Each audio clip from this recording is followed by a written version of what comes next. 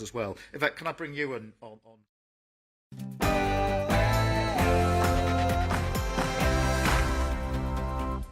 Yes, welcome along, everybody. Patrick Christys here with you on GB News 3 until 6 p.m. We've just heard from Keir Starmer on the Met there. I'll return to that in a second. But here's what's coming up this hour. So, Boris Johnson is clinging on for his political life. He's released his defence into the old Partygate drama. I'll tell you all about that, but I'm asking, is Boris still a hero or a villain for you? Do the Tories need to ditch him like Labour ditched Corbyn? In other news, you were just hearing about it right then.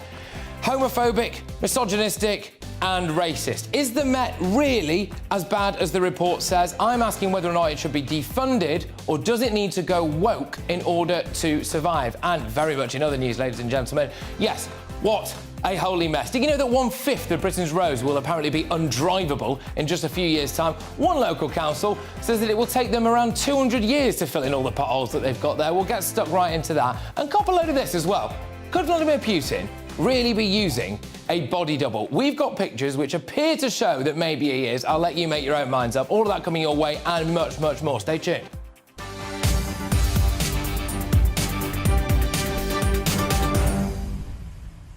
All right, ladies and gentlemen, that email address for you, gbviews@gbnews.uk. I want to know whether or not you think the Tories should ditch Boris, OK? And also, as well, whether or not you think the Met needs to go woke in order to survive. gbviews@gbnews.uk. But right now, it's your headlines.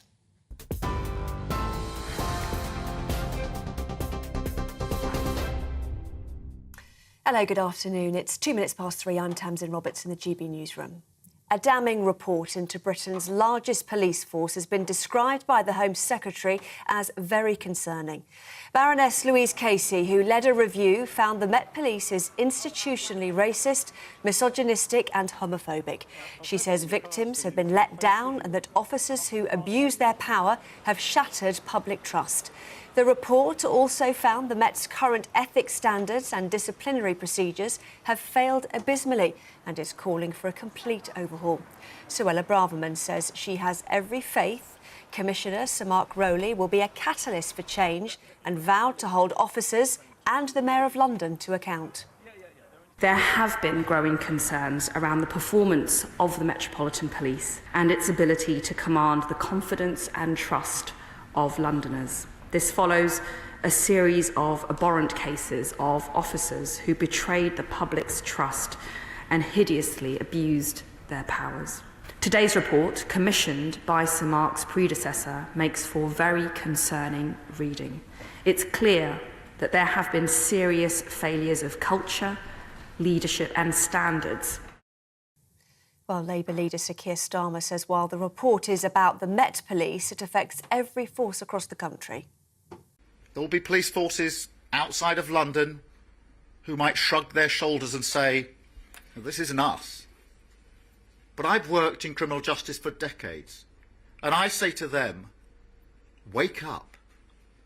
The findings in the Casey report are a warning for every police force. Confidence must be restored. Policing by consent depends on trust. And when that breaks down, policing becomes harder and crime thrives. Deputy Leader of Lambeth Council and Director of the charity Black Thrive, Dr Jackie Dyer, says discrimination is rampant. The mistrust is in every atom of every black body in this city. We are traumatised by the harm that is being conducted rampantly and relentlessly by policing, which is so unaccountable. It's like the wild, wild west out there. You can do anything you like and it's OK. Well, it's not OK. In other news, Boris Johnson has accepted he misled Parliament over Partygate, but he maintains it wasn't intentional or reckless. Submitting his 52-page defence dossier to the Privileges Committee, the former Prime Minister said gatherings at Downing Street during lockdown should never have happened. He also says statements in the House of Commons were made in good faith. He's due to give evidence before MPs tomorrow. Counter-terrorism police are investigating an attack outside a mosque in Birmingham. West Midlands police say a man suffered burns to his face after his jacket was set alight as he walked home yesterday. One person has been arrested on suspicion of attempted murder. A group of Eurosceptic Conservative MPs has described parts of the Prime Minister's new Brexit deal with the EU as practically useless. The European Research Group commissioned lawyers to scrutinise the Windsor framework ahead of tomorrow's vote on the storm break element of the proposal. A spokesperson for Rishi Sunak says it's a good deal and is urging lawmakers to back it. But the ERG's chair, Marc Francois, says issues still need to be addressed. EU law will still be supreme in Northern Ireland. The rights of its people under the 1800 Act of Union are not restored. The green lane is not really a green lane at all. The Stormont break is practically useless, and the framework itself has no exit other than through a highly complex legal process. 3 unions representing teachers are urging Ofsted to pause inspections of schools this week after a head teacher took her own life. Ruth Perry was the head at Caversham Primary School in Reading. She killed herself while awaiting the review, which gave the school the lowest possible rating. The inspection found the school to be good in every category, apart from leadership and management, where it was judged to be inadequate. Ruth's sister says her death was a direct result of the report. This is GB News. More from me shortly. Now, though, it's back to Patrick.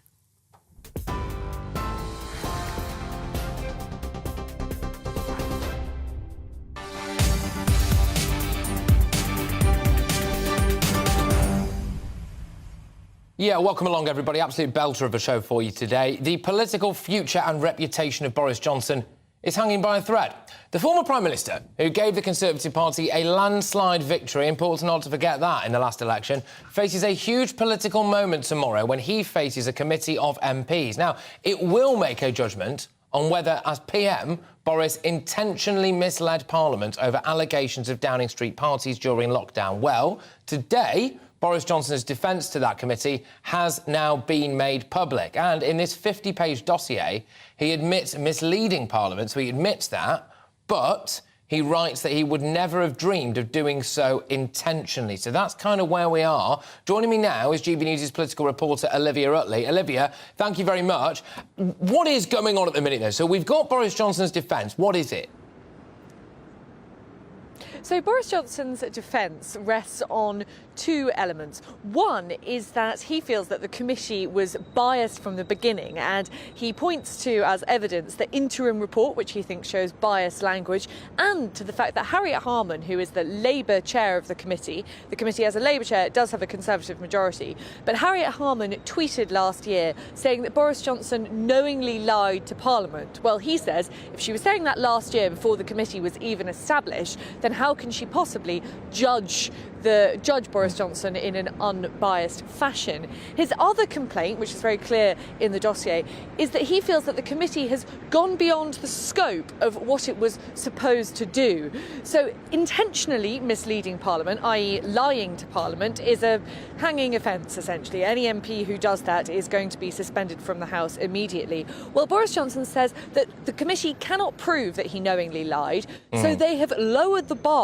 of what this offence is, what a contempt of Parliament is, and is now using the phrase knowingly or recklessly misleading Parliament. Well, Lord Panic says that makes, Lord Panic is Boris Johnson's legal advisor, Casey, he says that makes the inquiry unlawful. So that is essentially what Boris Johnson's defence hinges on, and it hinges on the fact that he thinks that his advisors gave him the wrong advice, and he was bound to follow that advice. If that advice was wrong, well, sorry, that's not my fault. That's his defence. Will it fly with the committee tomorrow? I think we can expect fireworks.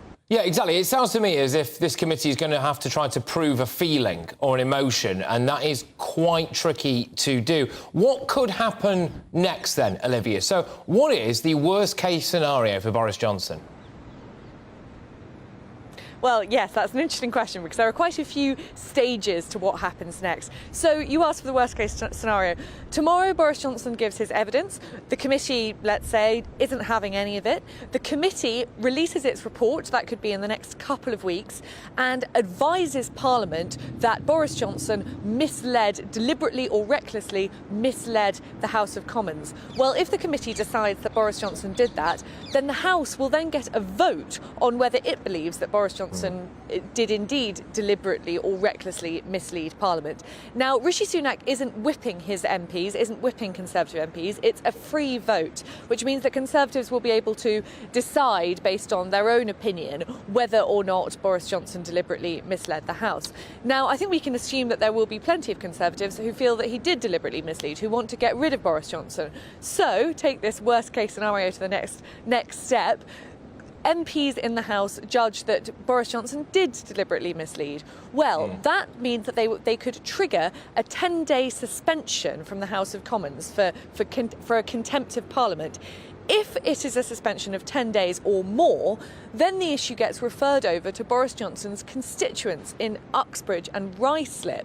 And if 10% of those constituents feel that Boris Johnson should be suspended, then that triggers what's called a recall petition, and Boris Johnson will face a by-election. Now, Boris Johnson's majority in Uxbridge and Ruislip isn't wafer thin, but it is only 7,000. So it wouldn't take many anti-Boris Johnson constituents, just 10%, to get rid of Boris Johnson altogether. That's the worst case scenario for Boris Johnson, and it's not particularly unlikely.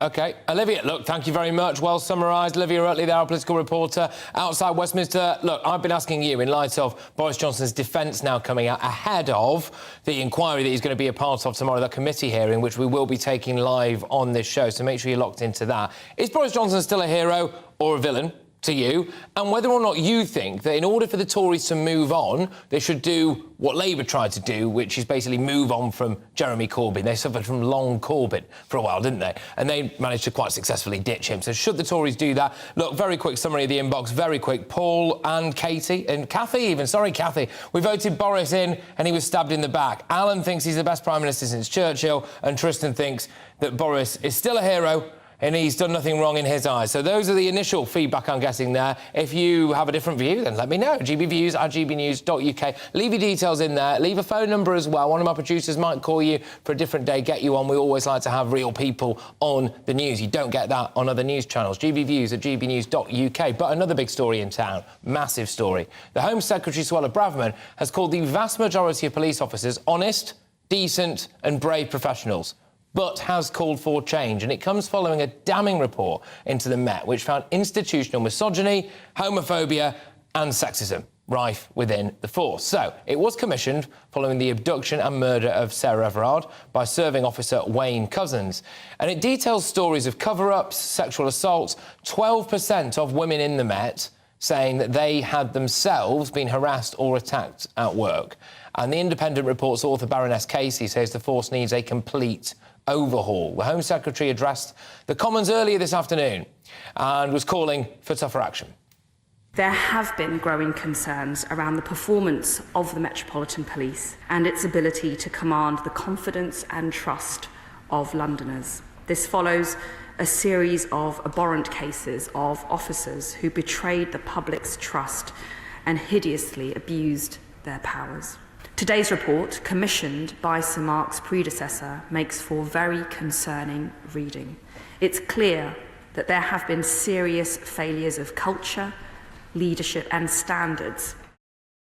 OK, so there are calls to break up the Met, disband the Met. Exactly what that looks like, we'll have to wait and see. There's the usual defund the police stuff going on. Again, what does that really mean?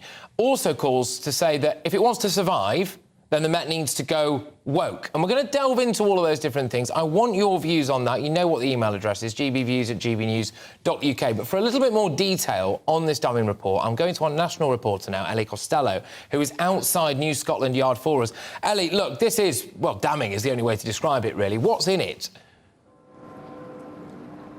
Yes, it's a blistering report, isn't it, into the Metropolitan Police Force. I'll take you through some of the main findings, Patrick. 12% of female police officers have experienced sexual harassment. 30% of LGBTQ plus officers have been bullied at work. And black officers are 81% more likely to be in the misconduct system over their white colleagues. And there are stories as well as evidence in those 363 pages which has been submitted by fellow officers, and that includes fridges being packed with evidence during last year's heat wave. The fridges broke then, and that evidence was lost, and it meant that alleged rape cases were then dropped. There were also cases of a Muslim officer who returned to the changing room to find pork in his shoes, stories of officers urinating on each other, and sexually inappropriate behaviour taking place in the workplace as well. As you mentioned, this review by Baroness Casey was commissioned in the wake of the rape, the abduction and the murder of Sarah Everard. And it took 12 months for that review to take place. And during that 12 months, that's when another serving Metropolitan Police officer, David Carrick, was convicted of crimes, sexual crimes and offences against 12 different victims. This is the kind of culture that Baroness Casey was exploring in this report. Suella Braverman, the Home Secretary, has been responding to this report this afternoon in the House of Commons. She says that the primary and political accountability actually is with the Mayor of London. The Metropolitan Police Commissioner is actually accountable to the Mayor of London, Sadiq Khan. She makes that point in the House of Commons, and she says that she will be holding the Metropolitan Police Force and the Mayor of London to account to make sure that changes are made. The Metropolitan Police Commissioner, Sir Mark Rowley, he has apologised to Londoners. He says that reading this report, it is ghastly, and it says that it brings up lots of emotions within him, including anger, frustration and embarrassment. But he doesn't want to be drawn on the term institutional. He doesn't want to use that term. He says he'd rather use the word systemic. He says it's more of a practical word, means there's a focus on the good officers who are doing good work within the Met. But there have been black charities and black organisations here today, Patrick, who are not happy with that at all. They say how a change is going to be brought about in the Met if there's not even an understanding of the true extent of the problems within the Metropolitan Police Force. Yeah, look, Ali, thank you very, very much. It's our national reporter there on the steps of Scotland Yard, New Scotland Yard, just filling you in on this report. And just, yes, again, so institutionally racist, misogynistic, homophobic, you name it, basically, this report says the Met is it. But to shed some more light on this now, I am joined in the studio by former Detective Chief Inspector Mike Neville. Mike, thank you very much for coming in. Pleasure. I've got to ask, first and foremost, do you recognise this report? Do you think that this is true? I think a lot of there's the big problems in the Met with supervision. But I've got to echo the words of this Home Secretary that the vast majority of officers will be decent, they'll be facing knives and all sorts of wickedness today, bravely defending the public. What's failing here is leadership. What struck me in the Met is the amount of officers a sergeant would manage went from about 5, it's now 10 and could be 12 and 15. How can you manage that? At the same time, of course, there's always 4 assistant commissioners. They never got rid of assistant commissioners, they got rid of sergeants and inspectors. They've recruited the wrong people. They used to recruit lots and lots of armed forces. That hasn't happened as well. So they say it's a disciplined service. It isn't disciplined at all. The people it's a group of ex-students loosely managing a number of ex-students. But the thing is with me, is that these wicked individuals like Cousins, who I would gladly hang, Carrick, who should rot in jail. If we look at the NHS, for example, every day there's a doctor struck off for some wickedness. We're told there's doctors who've been molesting cancer child patients, a doctor who killed 250 people, a nurse on trial for killing 7 babies. We don't hold the NHS to account, and it's not fair in a way. And the report goes on about, that in the Met there's 71% of police officers are male. Well, 89% of nurses are female, but I don't care, do you? All I care about, if I go to hospital, I go to the police, I get a good service, whether I'm gay or straight, white or black. And I think that what's happened is the police has gone more and more woke, but the more woke it goes, the worse it gets. It's criticised for being misogynistic, it's criticised for being anti-gay, and all this seems to have happened on the watch of the first lesbian commissioner. So it seems like the more woke you go, literally, the police has gone broke. Well, talk to me about solutions then. We've identified a lot of the problems. The problems are there for all to read. They do sound shocking on paper. I, for what it's worth, absolutely take your point about the idea that there are other institutions like the NHS where people do horrendous things and no one's out in the streets going defund the NHS and all of this stuff. But there are calls today to break up or disband the Met. What would that look like? Well, I can't say it can be done geographically. You could take away national squads, so there's like the anti-terrorist squad has a national responsibility. The parliamentary protection squad has a national responsibility.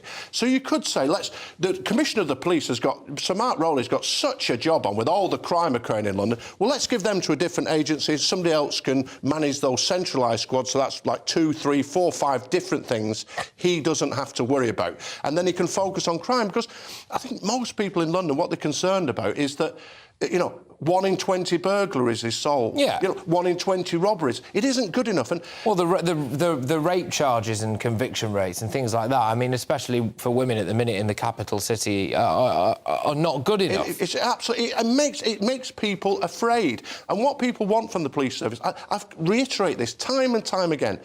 I don't care. The vast majority of the public don't care. The colour of the officer who comes to see you, the sexuality of the officer who comes to see you, the sex of the officer. What they're getting, though, is a bad service. There's all sorts of reasons for that. Bad funding, 20% less on the budget. The police have to deal with sweep up all the mental health issues that they have to deal with. And also, they're not training, they're not picking the right people. Now, why does this matter? Why should this matter? We have... probably most of our viewers and listeners will be outside London, OK? Why should they care about this? Because the Met reflects... The Met is the biggest police force in the country. It's 5 times bigger than the next one down, Greater Manchester Police. And so it influences national policy, or whether people like that or not, it really does influence national policy. And what happens in the Met often, what is going on throughout the country. But what we see, if we look for good examples of policing, if you look in Greater Manchester Police, simple things like the sergeant saying, clean your shoes, put your shirt on, get a grip, having proper supervision means that... It sounds silly, doesn't it, clean your shoes and put your shirt on properly, but it means the public get a better service, there's focus. But the trouble is the Met, it's been focusing for so long, painting rainbows, dancing the Macarena, whatever else.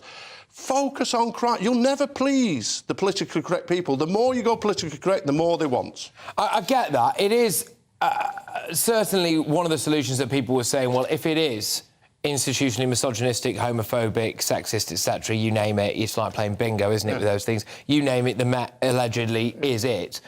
People will be saying one of the ways to combat that is to do educational classes on things that you might class as being woke. You don't think there's any merit in that? I don't think there's any merit at all. What they need to do is vet people as they join, train them properly. At the moment, instead of going to an organised training school like I went to, with drill sergeants marching around with instructors watching you best part of 18 hours of the day, you could pick out odd people, the weird people who need looking into. At the moment, the vetting is done online. You don't sit face to face. Well, that's ridiculous, isn't it? You know, when I was joined, I was a soldier. A RUC sergeant came to visit me in the barracks. Otherwise, he would have visited my family at home. All those old ideas which are seen as stupid really do work, because you see the person in the... Well, and the other thing I think you mentioned there, we're going to have to leave it there, but the other thing you mentioned there is, you know, we should not be doing law and order on the cheap. You can't do law and order on the cheap, and there's no way around it. You know, the fact is that people might say, oh, defund the police. I mean, a lot of people would say it needs more funding. That's part of the point. But look, thank you very much. Always great to talk to you. That's Mike Neville there, who's the former Detective Chief Inspector. What do you make of that, ladies and gents? Get your emails coming in, gbviews@gbnews.uk. So, Boris Johnson's clinging on for his dear life. And then, of course, we've got the Met Police as well, institutionally, you name what it is. But coming up, holes. Holes everywhere. Britain's pothole crisis, ladies and gentlemen. Find out the scale of the problem that we've faced to make life more bearable for motorists. You will not believe the length of time that one local area is saying it will take them to fill in all of their potholes. I'll give you a clue. It's more than 100 years. I'm Patrick Christys, and this is GB News. We are GB News, the People's Channel. And right across the United Kingdom. You can find us on Sky Channel 512. Virgin Media Channel 604. Freesat Channel 216. Freeview channel 236. And YouView channel 236. You can also take us with you on DAB Plus Radio. With the GB News app and at the website gbnews.uk. We're absolutely everywhere. Come join us on GB News, the People's Channel, Britain's news channel. Monday to Thursday, 9 p.m. till 11 p.m. Join me, Dan Wootton. I'll bring you the sharpest takes and hottest debates. Do you not believe in prison? I don't believe in prisons. I'm completely stunned. I guarantee you there'll be no spin, no bias, no censorship. I actually was personally quite offended by it. And no reason to go to bed. So I guess they've always been quite woke. That's Dan Wootton tonight on TV, radio and online. Monday to Thursday from 9 p.m. till 11 p.m. on GB News. The People's Channel, Britain's news channel.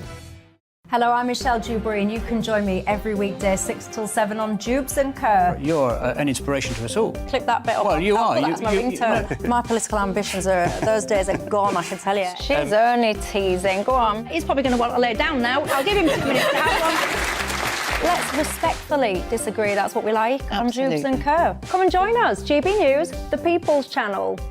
Michelle Dewberry, weekday evenings at 6 o'clock. I'm Simon Evans. Join me on GB News for Headliners at 11 p.m. What's the scoop? I'll be joined by 2 of the country's top comedians. That's right. As we take a look at tomorrow's newspapers tonight. We're going to get into trouble. If it's a big story, we'll be covering it. Spill some tea on him. There we go. But we'll also have some fun. I wouldn't stick up a bank. My father didn't love me. So anyway. Headliners every night from 11 on GB News, the People's Channel, Britain's news channel. It's all about family, being in people's living rooms, all the interaction and getting to know who our viewers and listeners are. When I was young, my dad used to say, "Nana, stop arguing." I wanted an outlet that would enable me to give my opinion. People are going through a really hard time right now, and I know that you don't feel like you're being listened to by the establishment. I came to GB News because it's the People's Channel, and I want the audience to have their say on the events of the day. We're dynamic. We do something different. Democracy shows that the wisdom of the nation is in its people. I get to travel to find out what the story is from a personal perspective. The British people aren't fools. We know when we're not being told the full story. We've got to work out how Britain moves forward from this. It's the best country in the world. The establishment had their chance. Now we're here to represent your views. Britain's watching. Britain's watching. Britain's watching. We're proud to be GB News, The People's Channel, Britain's news channel.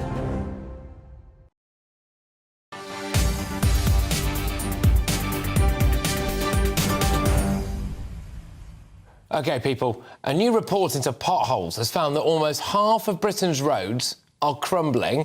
Almost 3 million cars were forced off the road in the past year alone. In last week's budget, the Chancellor allocated an extra £200 million to fix the roads, but estimates put the amount required in the tens of billions. Just quickly, if you live in South Gloucestershire, your local council is saying it will take, and I am not making this up, 742 years to fix all the potholes at the current rate.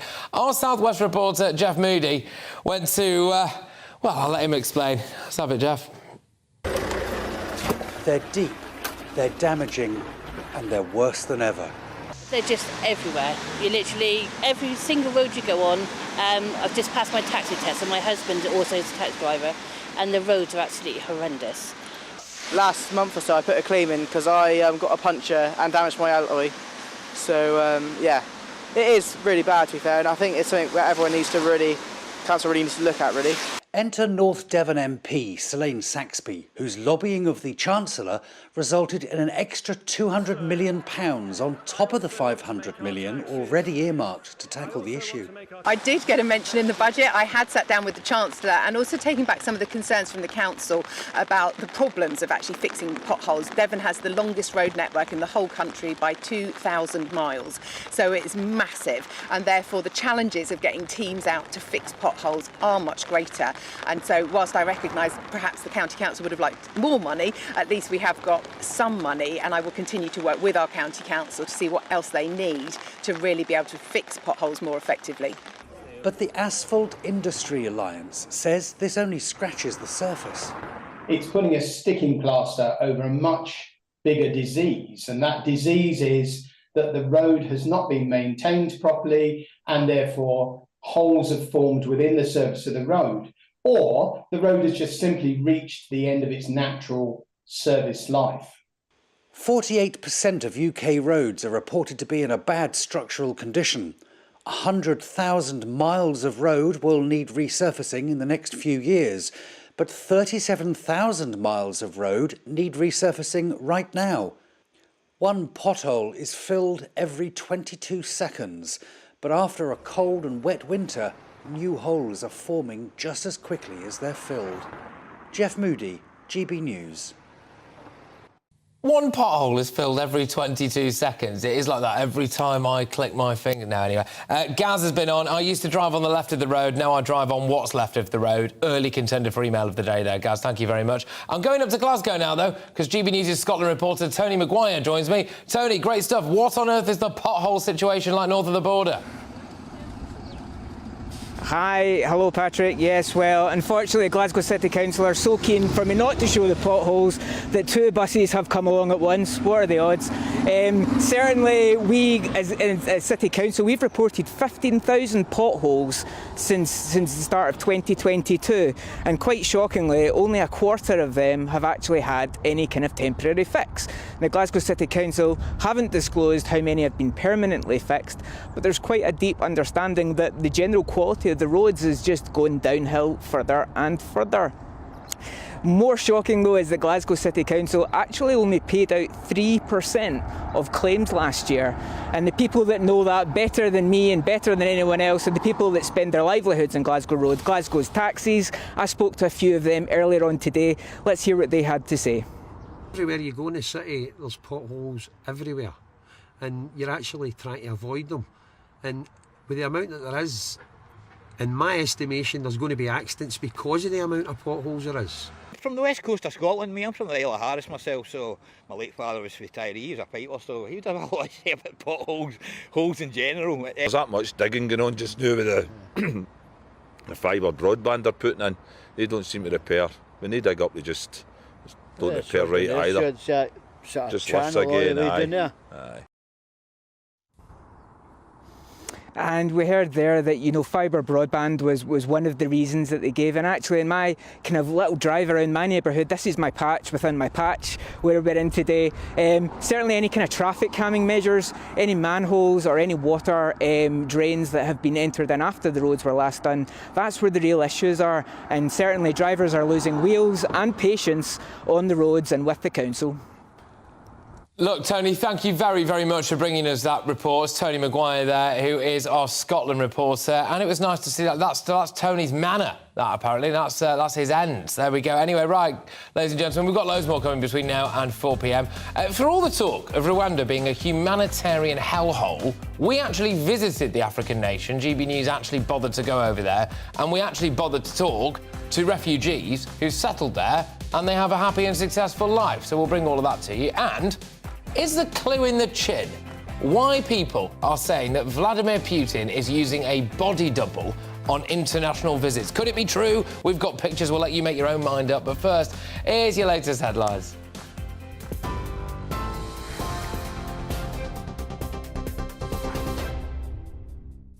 Good afternoon from the GB Newsroom. It's 3:33. A damning report into Britain's largest police force has been described by the Home Secretary as very concerning. It found the Met Police is institutionally racist, misogynistic and homophobic. Baroness Louise Casey, who led the review, says victims have been let down and officers who abuse their power have shattered public trust. Suella Braverman says she has every faith the newly appointed Commissioner, Sir Mark Rowley, will be a catalyst for change. Mayor of London, Sadiq Khan, has called today one of the darkest days in the service. Boris Johnson has accepted he misled Parliament over Partygate, but maintains it wasn't intentional or reckless.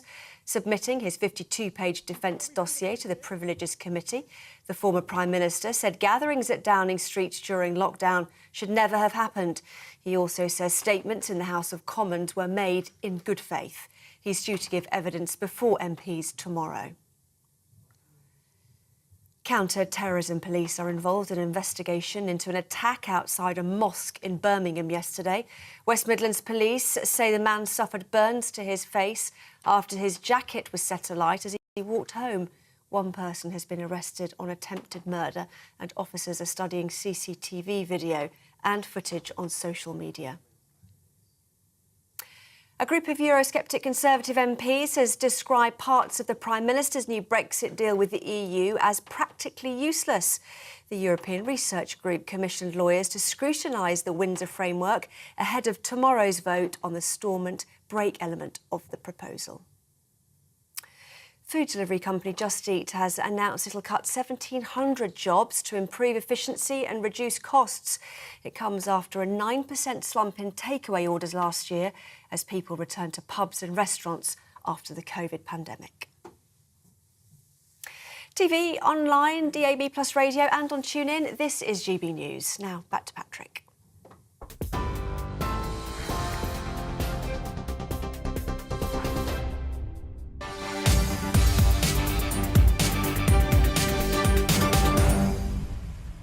OK, you wonderful people. Now, shortly, I'm going to whiz you over to Rwanda so that we can hear from actual refugees who've gone over there and built a life for themselves and see how they feel about the whole thing. I think it might be useful to add that into the massive debate about Rwanda being a humanitarian hellhole, mightn't it? But I just want to go into the inbox quickly. I've been getting loads of emails today, so thank you all. gbviews@gbnews.uk. I was asking two things at the top. I'm going to stick with them. I was asking whether or not Boris Johnson is a hero or a villain for you in light of the fact he submitted his defence of the Partygate stuff. Whether or not you think that the Tories need to do what Labour did with Corbyn and essentially biff him and move on. Half has been on. I'm still a Boris supporter. This is a witch hunt. There's a lot of this. I've got to be honest with you, there's a lot of this in the inbox.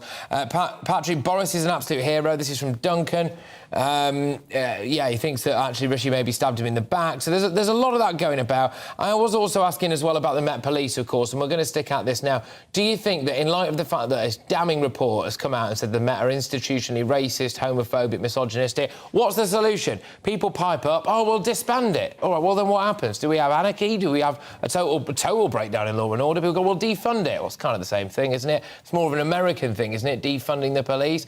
A lot of people say, well, maybe it needs to go woke. Maybe it needs to do more educational stuff for its staff and its officers to combat misogyny, etc. I did have Mike Neville on earlier, a former cop, and a lot of love for him, saying loads of common sense and backed up by facts. And what he was essentially saying was that, look, there are people in there who are wrong uns, but there's a failure of leadership and it actually needs more funding, not less. So there we go. Keep your views coming in. Yeah, those two ones today. Do you think Boris Johnson is a hero or a villain for you still? Do you care about this Partygate stuff? Do you think the Tories should biff him and move on? A clean break? And as well, do you think the Met needs to go woke in order to survive? But yes, after this very short break, we're off to Rwanda, people, to hear how some refugees who've settled there are living a very happy life. I'm Patrick Christys and this is GB News. I joined GB News because I was sick and tired of not hearing my views being represented, not just mine, but so many people that I knew and spoke to. I just couldn't get my voice out there. I couldn't say anything. I couldn't do anything. Whatever the narrative was, I kind of had to follow it. GB News is there to provide a voice for those who have been ignored by the establishment media. We think different things. We've got a different style. GB News is here to be optimistic and positive about the future. It's real kind of dynamic and flowing, with the audience very much at the heart of it, like a big family. Here at GB News, we talk about the things that matter to you. Hearing the voices from right across our towns and cities, especially our towns. All sides of the argument represented with a heavy dose of opinion. We're on a mission here to make a difference. And the GB News family really is here for you, and whatever time of day you can watch or listen. Britain's watching. Britain's watching. We're proud to be GB News, The People's Channel. Britain's news channel. Hello, I'm Michelle Dewberry, and you can join me every weekday 6 till 7 on Jubes and Kerr. You're an inspiration to us all. Clip that bit up. Well, you are. That's my ringtone. My political ambitions are, those days are gone, I can tell you. She's only teasing. Go on. He's probably going to want to lay down now. I'll give him 2 minutes to have one. Let's respectfully disagree. That's what we like. Absolutely. On Jubes and Kerr. Come and join us. GB News, The People's Channel. Michelle Dewberry, weekday evenings at 6 o'clock. Westminster is going around in ever-decreasing circles, followed by the media. Britain is broken. How on earth did we get into this mess? But more importantly, how do we get out of it. Join me at 7 p.m, Mondays to Thursdays on Farage. Here on GB News, we will have open, rational debate. We've got to work out how Britain moves forward from this. Join us here on GB News, the People's Channel. Britain is watching.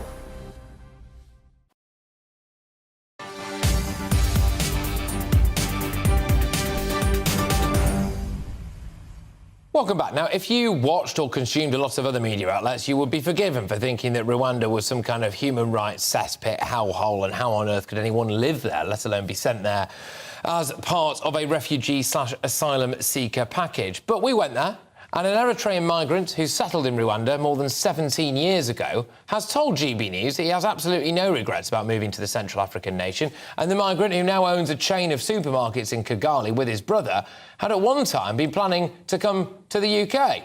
Our Home and Security editor, Mark White, sent us this report from Kigali. To its critics, Rwanda has a deeply flawed political leadership with a lamentable record on human rights.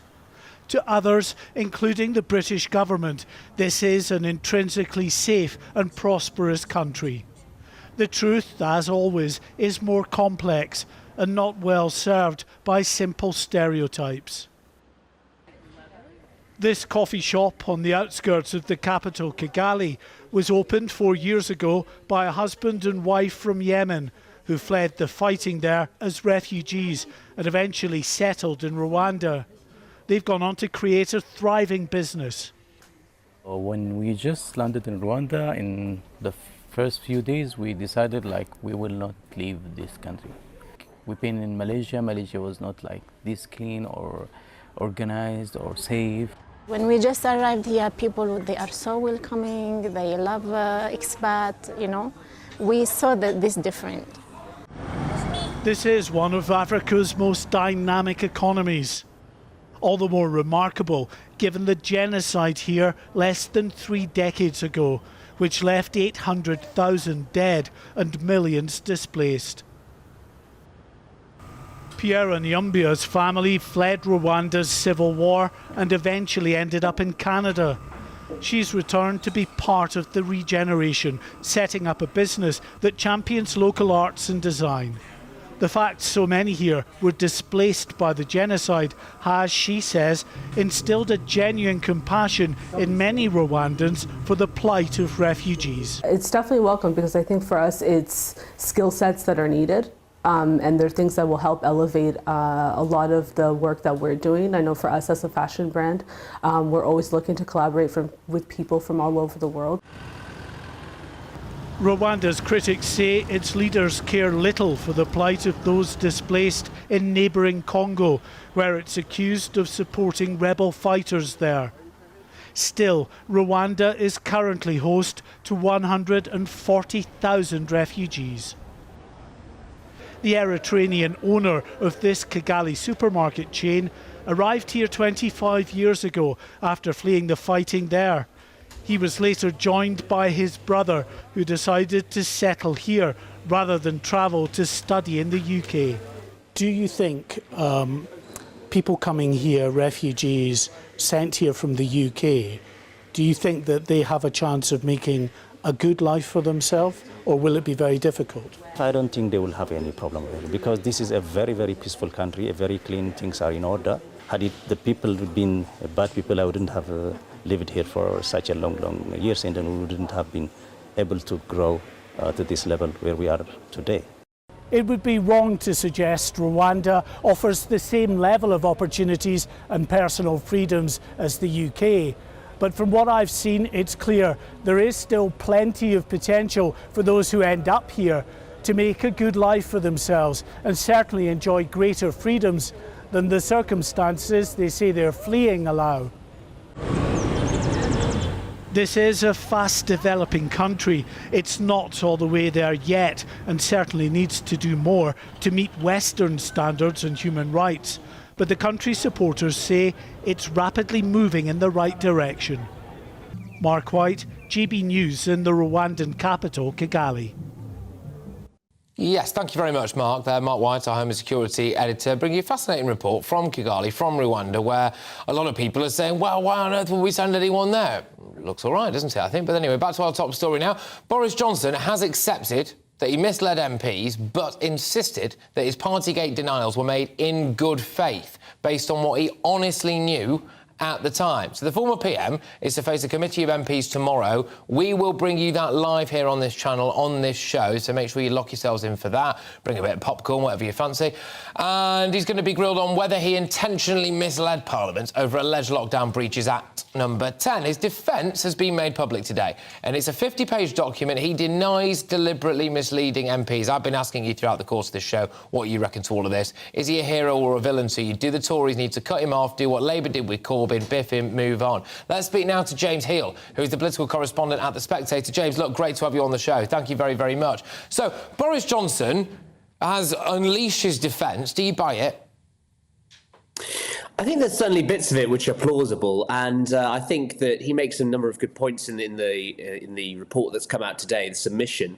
But what was remarkable from reading this 50-page report was actually how little that was really new, and that's partly for two reasons. First of all, we've done these arguments to death, we've rehearsed the pros and cons back and forth, and second of all, so we've seen so much briefing and counter-briefing over the past month or so by allies of Mr Johnson that there really wasn't in there so much that was a surprise. As you say, Patrick, he accepts that he did mislead the House, but his main sort of contention is that there is no smoking gun contained within the message that had been released that proves people were telling him at the time, hang on a sec, this is wrong. Now, you can argue this stretches credibility, of course, because you see those pictures there, and he ought to really have known, given he was telling the rest of us what to do. But I think this is quite a sort of interesting purgatory for Mr Johnson at the moment, where his opponents are yet to find a sort of, smoking gun or a killer blow, but he's also yet to get off scot-free.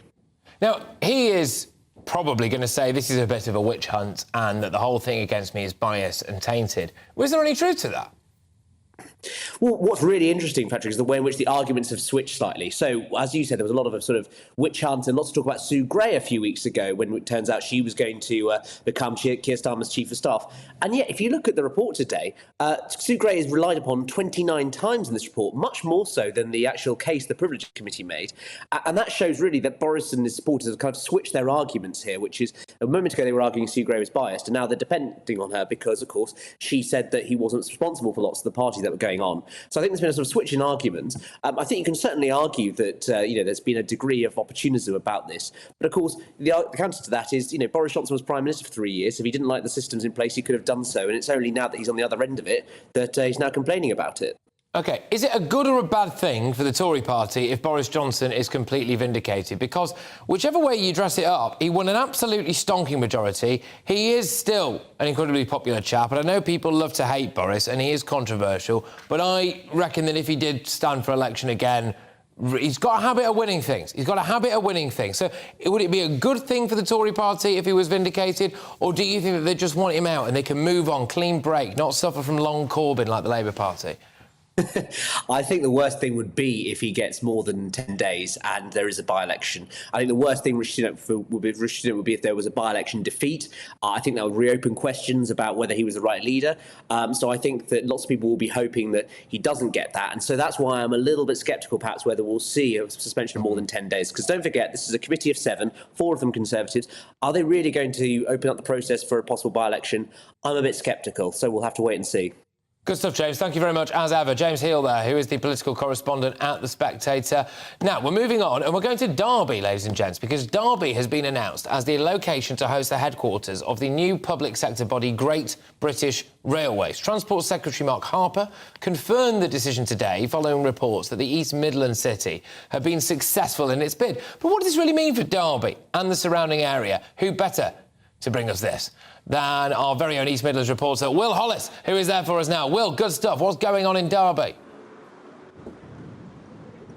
Good afternoon. Yeah, bright and beautiful. If you'd come to me a few moments ago, it was actually raining, but the sun's come out just in time for us here, Patrick. This, of course, is the news that Derby has been waiting for the last few months, because it was up against big contenders like Newcastle and Birmingham, Doncaster as well, but it has today been given that opportunity to host the new headquarters for Great British Railways. Great British Railways is, of course, the government body that's going to be taking over network Network Rail. It's going to absorb Network Rail and their responsibilities. It's going to be taking a whole load of responsibilities from the Department for Transport, and ultimately it's because of reform. So it's going to be taking over things like fare pricing, timetables, contracts, but it is ultimately about reform and bringing some change to the railways. So lots of people here in Derby will be very excited that they are essentially at the centre of that, at the centre of this revolution, including the leader of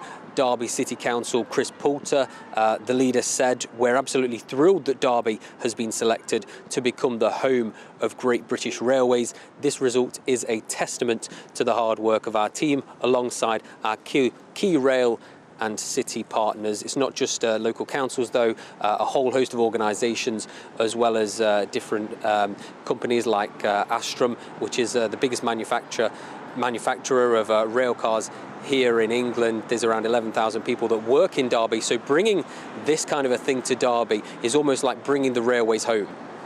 Oh, fantastic stuff. Well, look, Will, thank you very much. And great news to the people of Derby. Great news for potentially some kind of levelling up agenda. At least that might be starting at some point soon. Will Hollis there, our East Midlands reporter in Derby, just reacting to the news anyway, that it's going to be the new location to host the new public sector body, Great British Railways, in their headquarters. So, yes, well done, everyone in Derby. Anyway, so there we are now. Could Vladimir Putin be using a body double when he's out and about? A Kiev official has claimed that Putin has been sighted with different chins after he analysed footage of the Russian president. Can we keep that picture on the screen for a second? Because I want to talk us through them for our radio listeners. And I am now, ladies and gents, about to describe chins. So he went on a recent trip to Mariupol in Ukraine.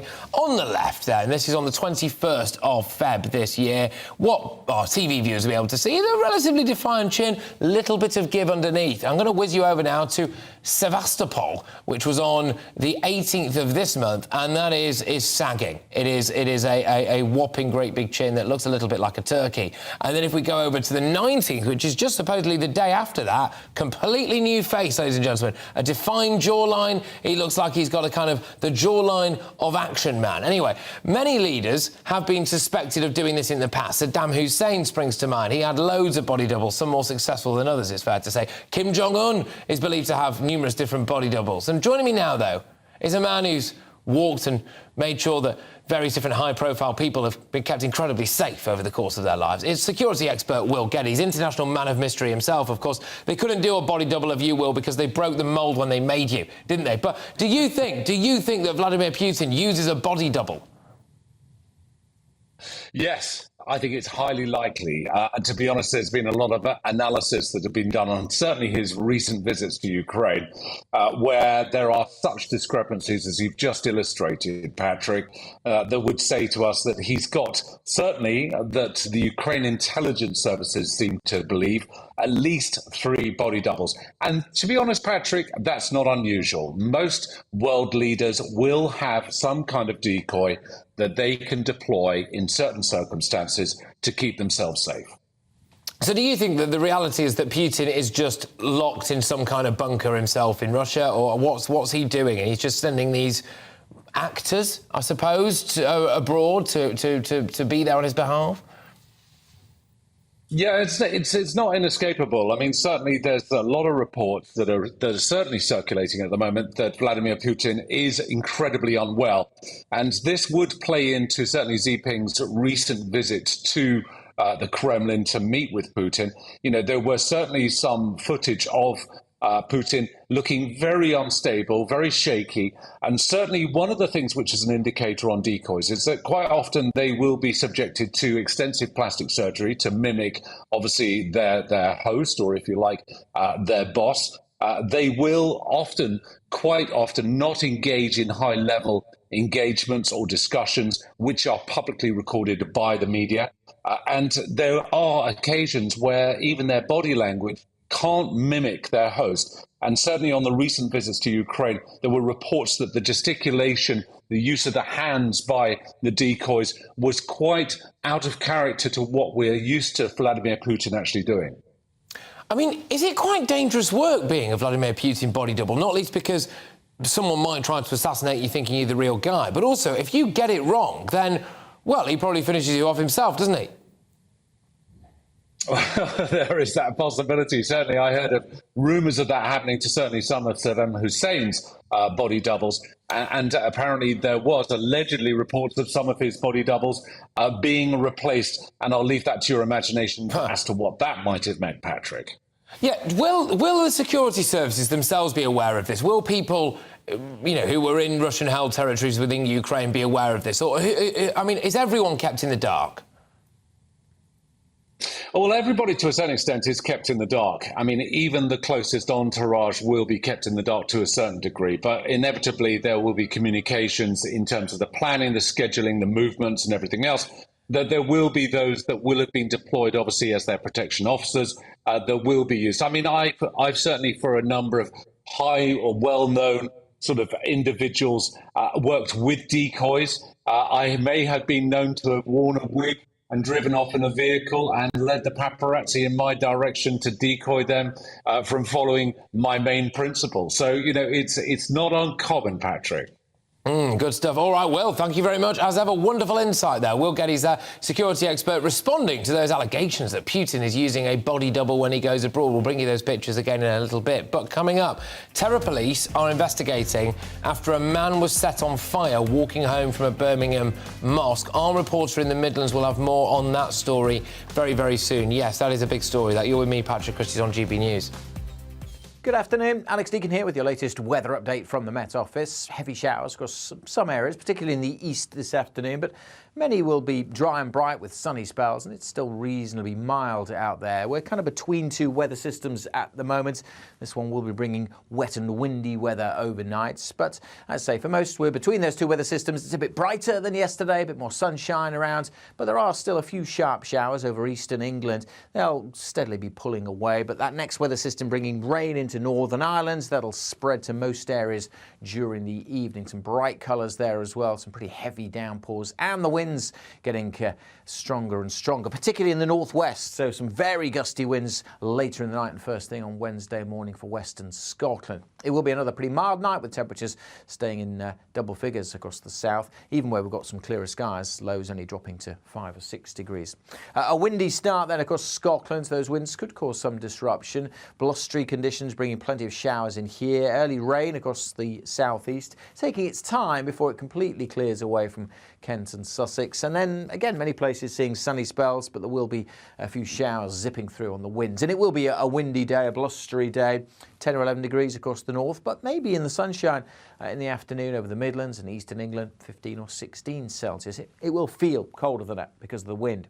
And then we see another band of showery rain zipping across the country on those strong and gusty winds as we go through Wednesday night and into Thursday. And then Thursday likely to be a mixture of sunshine and showers with some heavy ones likely on the south coast. And we'll see further wet weather at times for Northern Ireland, southern Scotland. Sunny spells, say, elsewhere between those downpours. But the showers will again be on the heavy side. But again, they'll zip through because of the strength of the gusty winds. Still pretty mild. Temperatures across the north, double figures. Further south, getting into the teens. That's all from me for now. Goodbye.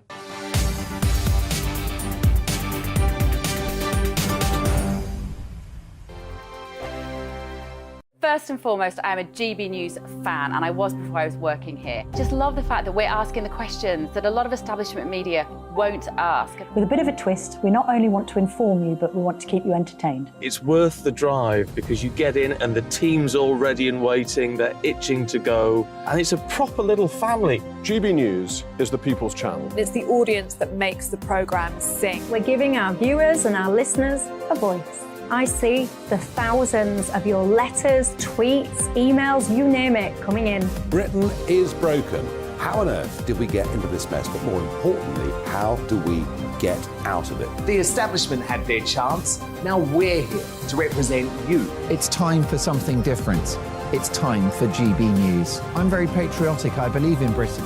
Our best days lie ahead. Britain's watching. Britain's watching. Join us here on GB News. The people's channel. Britain's news channel. Monday to Thursday, 9 p.m. till 11 p.m. Join me, Dan Wootton. I'll bring you the sharpest takes and hottest debates. Do you not believe in prison? I don't believe in prisons. I'm completely stunned. I guarantee you there'll be no spin, no bias, no censorship. I actually was personally quite offended by it. And no reason to go to bed. So I guess they've always been quite woke. That's Dan Wootton tonight on TV, radio and online. Monday to Thursday from 9 p.m. till 11 p.m. on GB News. The People's Channel, Britain's news channel. I'm Simon Evans. Join me on GB News for Headliners at 11 p.m. What's the scoop? I'll be joined by two of the country's top comedians. That's right. As we take a look at tomorrow's newspapers tonight. We're going to get into trouble. If it's a big story, we'll be covering it. Spill some tea on him. There we go. But we'll also have some fun. I wouldn't stick up a bank. My father didn't love me. So anyway. Headliners every night from 11 on GB News, the People's Channel, Britain's news channel.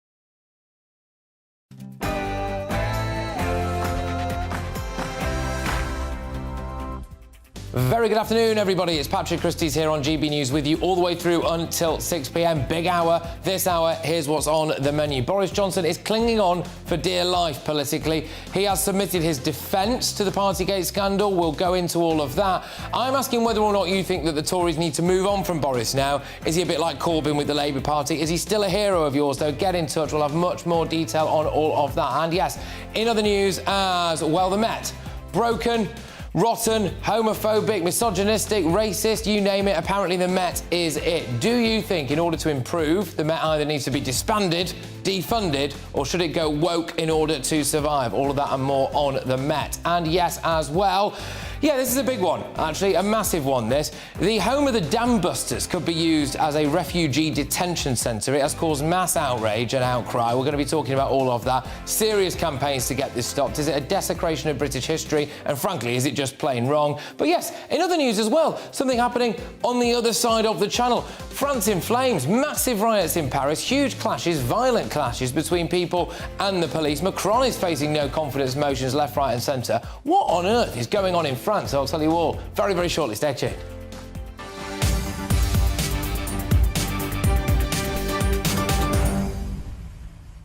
Yes, welcome back, everybody. gbviews@gbnews.uk is, of course, that email address. Get them coming in thick and fast. Boris has been big in the inbox already. Hero or villain to you? Do you think the Tories need to ditch him and move on or otherwise? I'm also asking about the Met. Go woke in order to survive, should they? And, of course, let's do a bit on the old Dam Busters site as well. Do you think it should be banned from becoming a refugee detention centre? But right now, it's your headlines with Polly.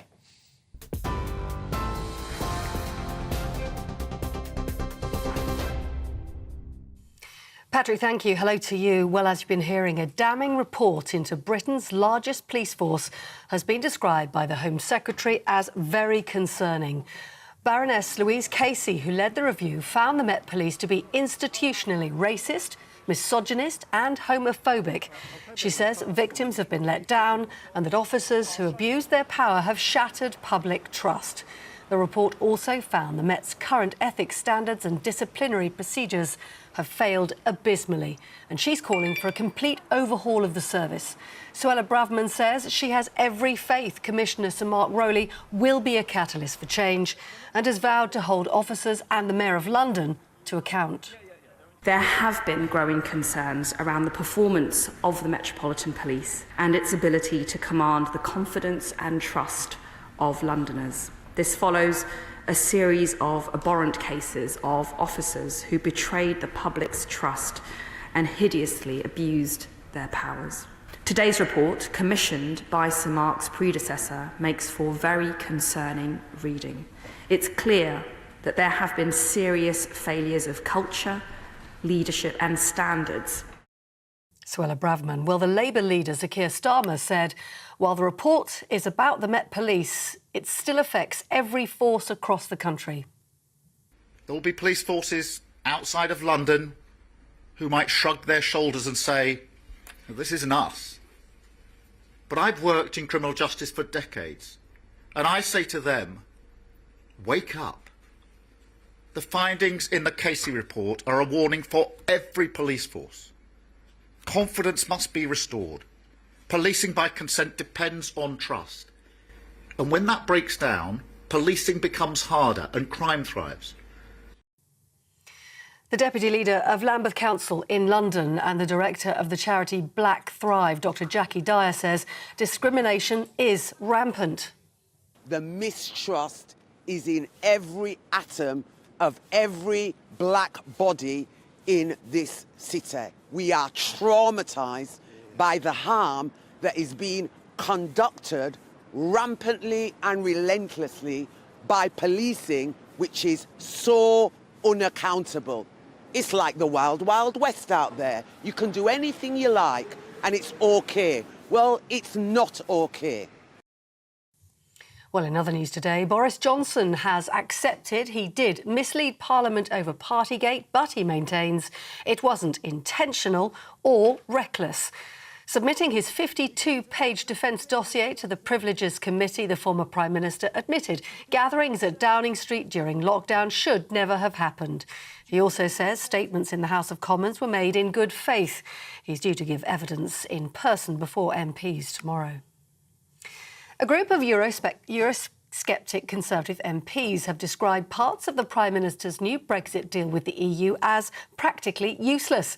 The European Research Group commissioned lawyers to scrutinise the Windsor framework ahead of tomorrow's vote on the Stormont break element of the proposal. A spokesperson for Rishi Sunak says it is a good deal and is urging lawmakers to back it. But the Eurogroup's chair, Marc Francois, says issues still need to be addressed. EU law will still be supreme in Northern Ireland. The rights of its people under the 1800 Act of Union are not restored. The Green Lane is not really a green lane at all. The Stormont break is practically useless, and the framework itself has no exit other than through a highly complex legal process. Well, as you've been hearing in Patrick's programme, counter-terrorism police are investigating an attack outside a mosque in Birmingham. West Midlands police say a man suffered burns to his face after his jacket was set alight when he walked home yesterday. One person has been arrested on suspicion of attempted murder. 3 unions representing teachers are urging Ofsted to pause their inspections of schools this week after a head teacher committed suicide. Ruth Perry was the head of Caversham Primary School in Reading in Berkshire. She killed herself while awaiting the Ofsted review, which gave the school the lowest rating possible. The inspection found the school to be good in every category, apart from in leadership and management, where it was judged to be inadequate. Ruth's sister says her death was a direct result of the report. And lastly, Russia has strengthened ties with China, saying it's prepared to step up its oil deliveries to the country. President Putin made the comments on the second day of the Chinese leader's state visit to Moscow, describing talks with President Xi as constructive, adding he hopes they remain in constant contact. Yesterday, Putin welcomed his dear friend to the Kremlin, and the pair discussed China's peace plan for Ukraine. That's all the news for now. I'm back at 12:30. Back to Patrick.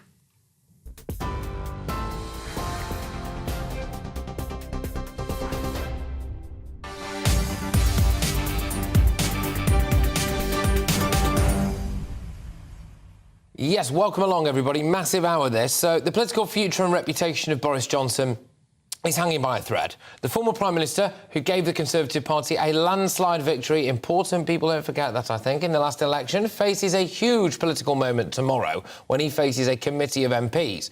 It will make a judgment on whether, as PM, Boris intentionally misled Parliament over allegations of Downing Street parties during lockdown. Well, today, Boris Johnson's defence to that committee has been made public. It's a 50-page dossier, and he admits misleading Parliament, but writes that he would never have dreamed of doing so intentionally. So he's refuting, well, the intent, isn't he, really?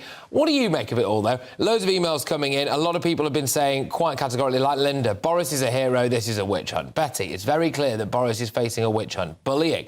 It comes from opposition party civil service. That's Betty's view. Dawn says he was elected as the People's PM. Between the media and the Labour Party, who were afraid of him, they set out a witch hunt. There's a lot of this coming in. If you feel differently to that, and you think that the Tory party should cut Boris Johnson adrift, move on, a little bit like Labour did with Corbyn, OK? Then let me know. What do you make of all of this? gbviews at gbnews.uk. But joining me now is GB News' political reporter, Olivia Utley, with the very latest. And tomorrow, live here on this show, actually, it will be D-Day for Boris, won't it? Yes, well, I think we can expect some fireworks tomorrow if this dossier by Boris Johnson is anything to go by. His defence amounts to lots of correspondence between him and his advisers, suggesting that his advisers told him that he could stand up in good faith in Parliament and say that he hadn't broken any lockdown rules. So he says, well, that's what my advisers told me. I just relayed it in Parliament. OK, they got it wrong, but what was I supposed to do? I was a busy man. I was Prime Minister. I was working day and night through the pandemic. I didn't have time to go through the nitty-gritty of exactly what the regulations were. My advisers did that for me. They got it wrong, not my fault. But his other and more damning assertion in this dossier is that the committee is biased. He suggests that Harriet Harman, who's the Labour chair of the 7-strong MP committee, had already decided that Boris Johnson was guilty before she even sat down in that committee room. She tweeted twice last year saying that Boris Johnson had knowingly lied, or words to that effect. And Boris Johnson suggests that that amounts to a prejudgment of the case. He also says that the committee goes beyond the scope of what it was supposed to do. Now, it's supposed to ascertain whether Boris Johnson intentionally misled Parliament, but it has changed the wording of what of the report it's going to give, and it now says it's going to ascertain whether Boris Johnson deliberately or recklessly misled Parliament. Well, recklessly misleading Parliament is different from intentionally misleading Parliament. It's a subtle nuance, but Boris Johnson will argue that all they're supposed to say is whether they lied. They can't prove that he lied, and recklessness doesn't have any precedent in parliamentary terms. So it's quite a scathing dossier, really, on the work of the committee. And already there are plenty of Conservative MPs who have stood up and said, yes, I agree with Boris Johnson. So I think we can expect to hear quite a lot from the former Prime Minister tomorrow. And this whole furore isn't going away anytime soon. The committee won't release its report for another week or so. And when it finally does, there are quite a few stages to go through. So for those hoping that they'd seen the back of Boris Johnson, well, you've got another thing coming. Yeah, indeed. And just in terms of Boris, just looking ahead, what could this mean for him and the Tory party? Could he lose his seat? What could happen? Yes, potentially he could lose his seat. So when the committee reports back to the House of Commons, it will decide whether or not he intentionally misled Parliament. And if it decides that he did, it will recommend some form of sanction. Now, that sanction could be a suspension of a couple of days, in which case Boris Johnson would come back, and that would be the end of it. But if it's a suspension of 10 days or more, then that automatically triggers what's called a recall petition, which means that the constituents of Uxbridge get to decide whether Boris Johnson should face a by-election. And it only takes 10% of the constituents of Uxbridge and Ruislip to decide that Boris Johnson should face a by-election for that by-election to happen. Now, Boris's majority in Ruislip is around 7,000, so it's not a particularly Tory-leaning constituency. And you can well imagine 10% of those constituents saying, yes, we want a by-election. And if that by-election happened, well, who's to say? But twice in the last 10 years or so, there have been recall petitions triggering by-elections. Sorry, 3 times. And in 2 cases, a by-election has been triggered and the MP has lost their seat. So there certainly is precedent for Boris to lose that seat. Olivia, thank you very much. Olivia Utley there, our political reporter outside Westminster. It's kicked right off in the inbox. gbviews at gbnews.uk. And the word witch hunt, or words, is it 2 words? It's got a hyphen in the middle of it. Anyway, witch hunt is in there so many times it should be trending on Twitter, I think. A lot of you are up in arms about this. It was a witch hunt from day one from the media and Parliament opposition, says Anne. It's a kangaroo court, says Neil. Andy in Manchester's got a slightly more nuanced view, though. He's reserving his judgment, and he says that if Boris Johnson is found to have knowingly lied, then he should face the consequences, essentially, and that our democracy is worth nothing if he isn't sanctioned. It's going to be a tricky one for this committee. It's worthwhile noting there is a Conservative majority on this committee, which should stand Boris Johnson in good stead. Does the Tory party really want to open up a massive can of worms, potentially have a by-election, potentially lose a seat as well? I suspect not. But yes, tomorrow, this time tomorrow, you will be watching this show and watching Boris Johnson being grilled, essentially. I wonder whether or not he will emerge victorious. Anyway, we'll have to wait and see. But moving on, another big one, this. The Home Secretary, Suella Braverman, has called the vast majority of police officers honest, decent, brave professionals, but called for change. And it comes following a damning report into the Met, which found institutional misogyny, homophobia and sexism was rife within the force. It was commissioned following the abduction and murder of Sarah Everard by serving officer Wayne Couzens. It details stories of cover-ups and sexual assaults, with 12% of women in the Met saying they had themselves been harassed or attacked at work. Now, the Independent report's author is Baroness Casey, and she says that the force needs a complete overhaul. It's opened up a whole load of questions here. What does defund the police really look like? People banging on about it on social media. Well, what's that? Is that anarchy? Could you break up the Met, more regional forces? People saying they need more training. Maybe the Met needs to go woke in order to survive. But let's get more now on the detail of this report from our national reporter. It's Ellie Costello, who is outside New Scotland Yard. Yes, Ellie, I think last time we spoke you described it as blistering, didn't you? What's in it? Yeah, well, it's pretty scathing, blistering, whatever word you want to use, Patrick, but it doesn't make for good reading, that's for sure. 363 pages worth. I'll just run you through the main findings. 12% of female police officers say they've experienced sexual harassment. 30% of LGBTQ plus officers say they've been bullied at work.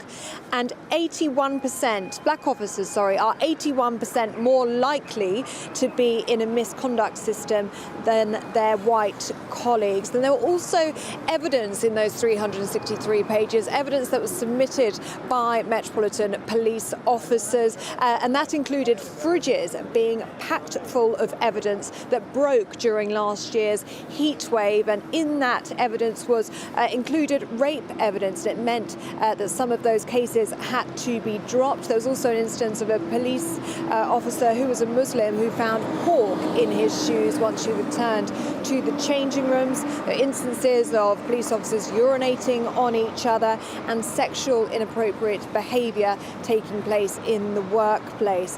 Now, this review by Baroness Casey was brought about and commissioned after the murder of Sarah Everard, and this was quite stark. Baroness Casey has warned that the force could be harbouring more killers like Wayne Couzens. So it is really alarming, the findings in this review. This afternoon, the Home Secretary was speaking in the House of Commons. She called for change in the Metropolitan Police, and she said she would be holding the Mayor of London, Sadiq Khan, and the Metropolitan Police Force to account, and will be measuring their progress regularly as well. So Keir Starmer has also given his response to the report. We are planning to hear from Labour a little bit more about what they would do to tackle crime in this country a little bit later on this week. But he says the biggest danger today is that this becomes just another report. He says that this needs to be a time of reckoning, and this needs to be a time of change. He's also suggested this might not even just be the Met, this could be across the entire nation and in forces up and down the country. So Mark Rowley, he's accepted the report's findings, but he doesn't like the word institutional. And that is what many people are taking issue with today, Patrick. Lots of criticism about that, saying how can we fix the problems in the Metropolitan Police when Sir Mark Rowley does not even want to get to the bottom and the true extent of the problems in the Metropolitan Police Force. Ellie, thank you very much. Ellie Costello there, our national reporter, just on the steps of New Scotland Yard. Well, joining me now in the studio is the chair of the Haringey Independent Stop and Search Monitoring Group. It's Ken Hines. Ken, thank you very much for coming in. Do you acknowledge this report? Do you think it's accurate? Then it's institutionally sexist, racist, misogynistic, homophobic, you name it. The Met is it, apparently. Well, it may be a light bulb moment to you, but it's been things that we have been banging on about over the last 30 years, me personally, saying that we in the black community have been facing this unfair practices from the police. Simply, what it is that the sort of policing that we've been having in our community, we term it as a police force, as opposed to police service. This is why, as I said, it may be, it's unfortunate that it's taken the sacrifice of a white woman for them to get to this stage here today. And I'm still uncomfortable with the Met Commissioner who's not acknowledging just how deep ingrained the problem is, and he's alluding it like a common cold than rather a serious cancerous disease. Do you think he is, though? Because he's taking issue with the word institutional. Now, I can understand that for two reasons. Firstly, at the end of the day, he's in charge of the Met and he does have to represent his own officers, so he probably wants to stand up for the good police officers a bit, right, and not say that it's institutional. But he is basically accepting the vast majority of this report. What needs to be done, Ken? This is really the discussion that I think needs to be had. All right, so this report is out there now.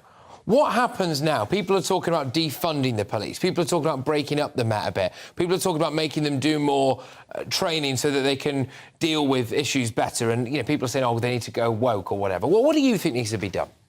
Personally, I would still give the Commissioner the opportunity to bring about the change that's required, because I'm seeing that he's done a number of things since he's been put into that role, which are bringing about changes.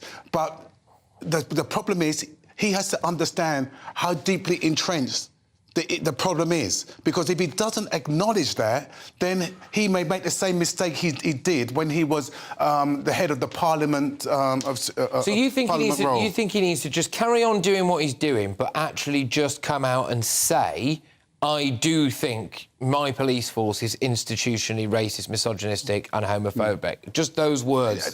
Those words would be comforting to a lot of people in not only my community, but across the range of the communities that I represent and often talk to. And that includes also the major one, the white community. Because all it is that we need to think that at the end of the day that this is not going to... We're going to keep repeating the same mistakes that's been happening over the last 40 years. We want to use this opportunity to drive real change. Well, what does real change look like for you?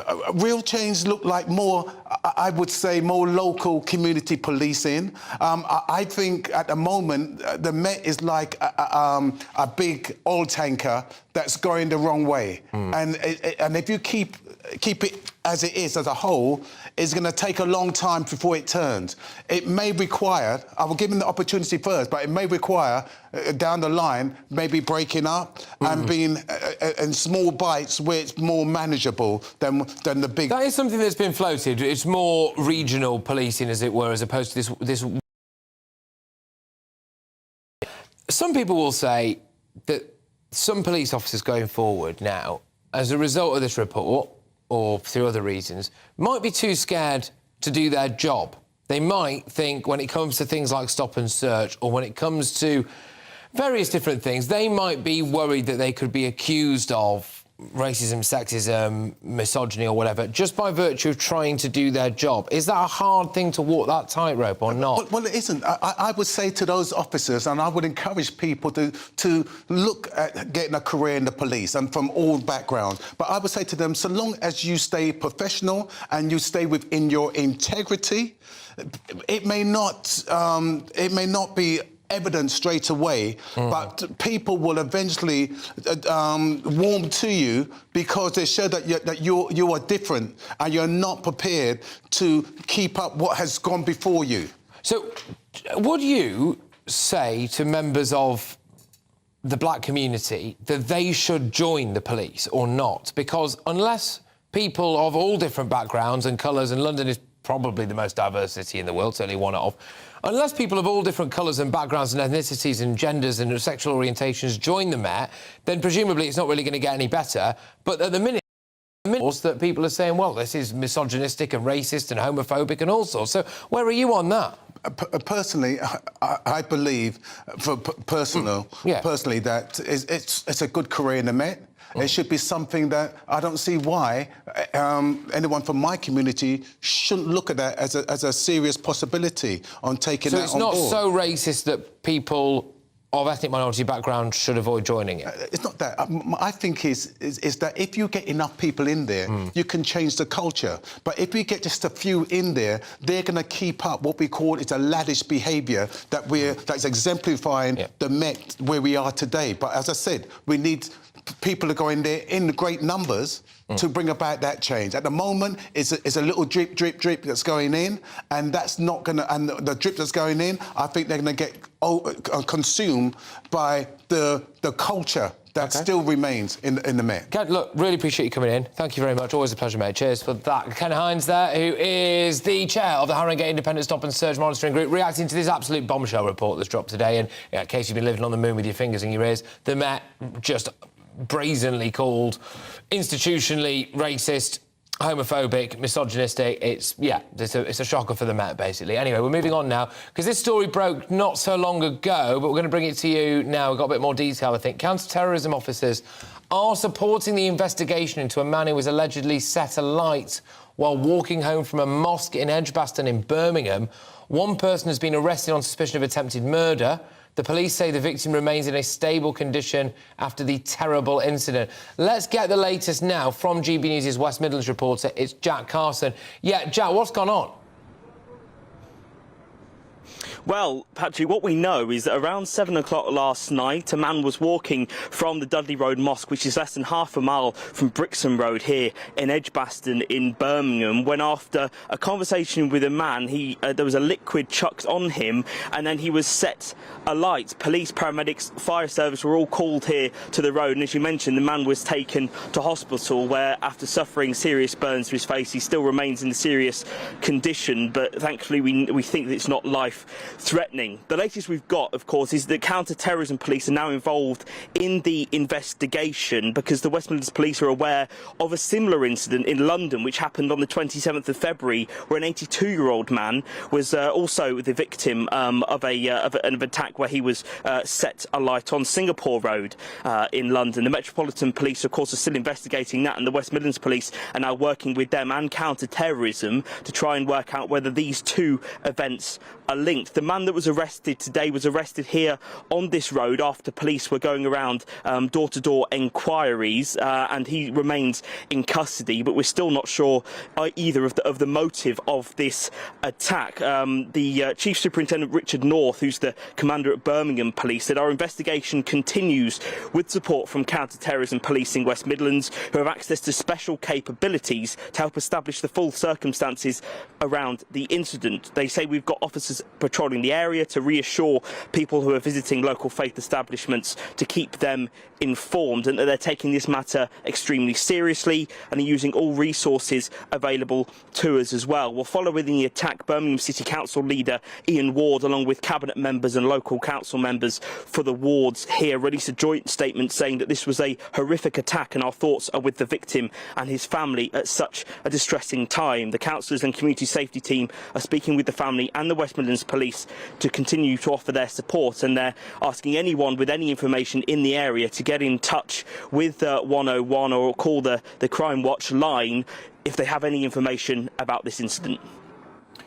Jack, look, thank you very, very much for bringing us the latest on this. It's a shocking case, and we will bring you any updates as and when we get them. That is our West Midlands reporter, Jack Carson, reacting to that incident outside a mosque in Birmingham. Look, loads more coming your way, ladies and gents. Home Office plans to house asylum seekers at a historic RAF Scampton. So it's the Dam Busters site, this. It's the Dam Busters. Hard to imagine a more kind of historic military site in a way, isn't it? Anyway, they've been met with fury and disappointment. We'll be talking about that and much, much more. Get your views coming in as ever. Do you think it's actually quite offensive, the idea of putting a refugee detention centre at the site where the Dam Busters took off on their infamous raids? I'm Patrick Christys, and this is GB News.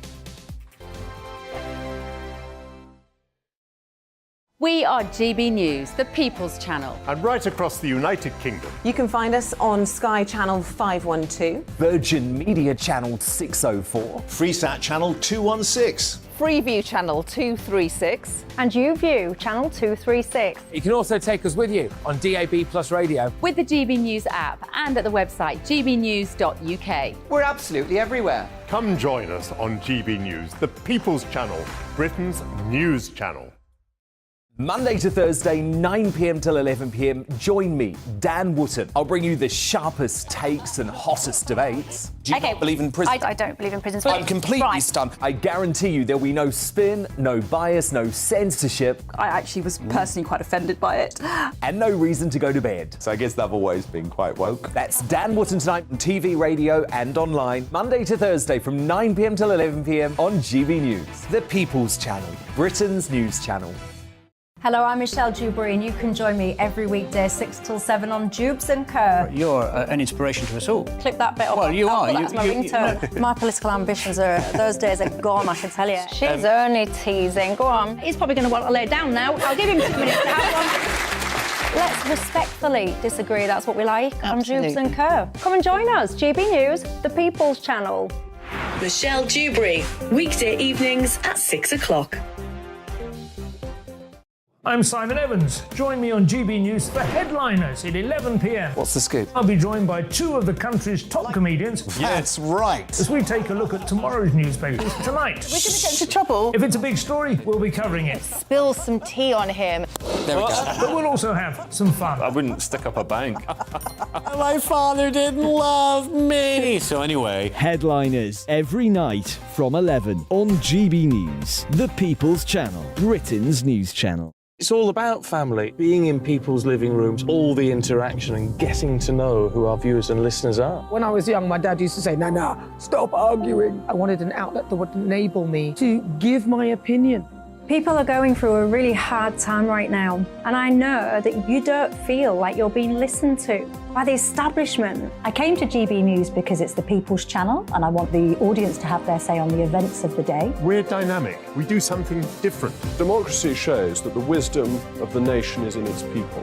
I get to travel to find out what the story is from a personal perspective. The British people aren't fools. We know when we're not being told the full story. We've got to work out how Britain moves forward from this. It's the best country in the world. The establishment had their chance. Now we're here to represent your views. Britain's watching. Britain's watching. Britain's watching. We're proud to be GB News. The People's Channel. Britain's news channel.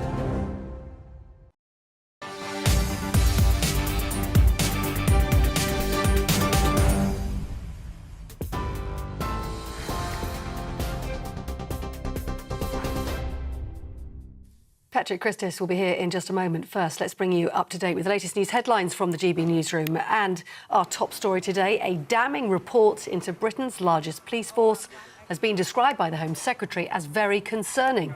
It found the Met Police is institutionally racist, misogynist and homophobic.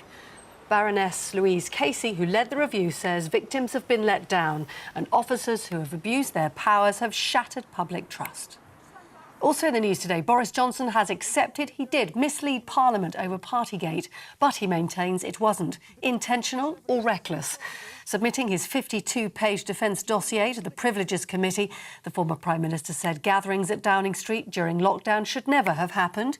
He also says statements in the House of Commons were made in good faith. He's due to give more evidence before MPs tomorrow. Counter-terrorism police are investigating an attack outside a mosque in Birmingham. West Midlands police say a man suffered burns to his face after his jacket was set alight when he walked home. A man's been arrested on suspicion of attempted murder. And a group of Eurosceptic Conservative MPs have described parts of the Prime Minister's new Brexit deal with the EU as practically useless. The European Research Group commissioned lawyers to scrutinise the Windsor framework ahead of tomorrow's vote on the Stormont break element of the proposal. And one more story. Food delivery company Just Eat has announced it'll cut 1,700 jobs, they say, to improve efficiency and reduce costs. It comes after a 9% slump in takeaway orders last year as people returned to pubs and restaurants after the COVID pandemic. Those are your latest news headlines. Back to Patrick.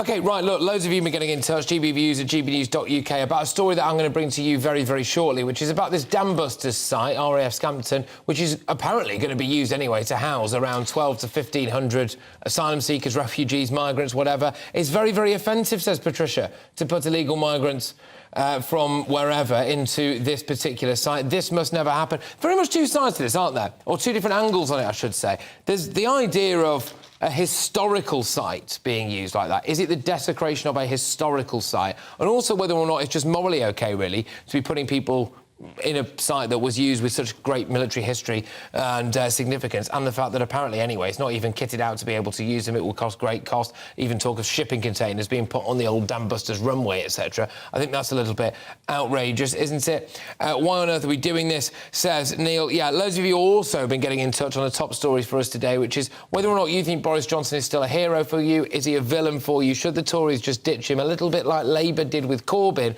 and move on for a clean break? What do you make of that? Because this time tomorrow we will be engaged in the final throes of Boris Johnson's hearing when it comes to his Partygate dossier. His defence is that, yes, he misled MPs, but he didn't do it deliberately. So that's what he's saying. And the committee is going to have to try to prove that he knowingly lied and knowingly misled. That actually is quite a tricky thing to prove, the intention in somebody's head.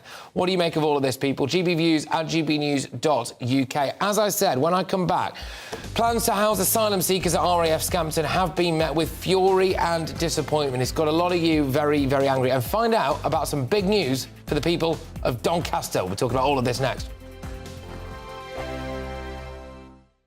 I joined GB News because I was sick and tired of not hearing my views being represented, not just mine, but so many people that I knew and spoke to. I just couldn't get my voice out there. I couldn't say anything. I couldn't do anything. Whatever the narrative was, I kind of had to follow it. GB News is there to provide a voice for those who have been ignored by the establishment media. We think different things, we've got a different style. GB News is here to be optimistic and positive about the future. It's real kind of dynamic and flowing, with the audience very much at the heart of it, like a big family. Here at GB News, we talk about the things that matter to you. Hearing the voices from right across our towns and cities, especially our towns. All sides of the argument represented with a heavy dose of opinion. We're on a mission here to make a difference. And the GB News family really is here for you, and whatever time of day you can watch or listen. Britain's watching. Britain's watching. We're proud to be GB News, The People's Channel, Britain's news channel. Westminster is going around in ever-decreasing circles, followed by the media. Britain is broken. How on earth did we get into this mess? But more importantly, how do we get out of it? Join me at 7 p.m, Mondays to Thursdays on Farage, here on GB News. We will have open, rational debate. We've got to work out how Britain moves forward from this. Join us here on GB News, the People's Channel. Britain is watching. You've probably seen politicians interviewed 1,000 times, but we do it differently. We find out who they really are, we don't shout, we chat, and hopefully we bring a bit of light, not just heat. Did you know Kate Moss? Apparently. Do you have a pair of jeans or a pair of jeans? No, of course I don't. What would I do with them? My friends are like, oh my God, what's she doing now? Join me every Sunday at 6 for Gloria Meets, only on GB News, the People's Channel, Britain's news channel. I'm Jacob Rees-Mogg, the Member of Parliament for North East Somerset and a former government minister. For years, I've walked the corridors of power in both Westminster and the City of London. I campaigned in the largest democratic vote in our island story. I know this country has so much to be proud of. We need to have the arguments, the discussions on how we make it better. The wisdom of the nation is in its people. Vox Populi, Vox Dei. That's why I'm joining the People's Channel. Join me Monday to Thursday at 8 p.m. on GB News, Britain's news channel. I'm Mark White. As GB News Home and Security Editor, I cover those key issues that are so important to you. Our authorities, our communities doing all they can to combat violent crime. With the public services under unbearable strain, why are we still failing to control our borders? Defence, the first priority of any government, has been continually hollowed out. Can we trust our politicians to protect the armed forces? Join me, Mark White, on GB News.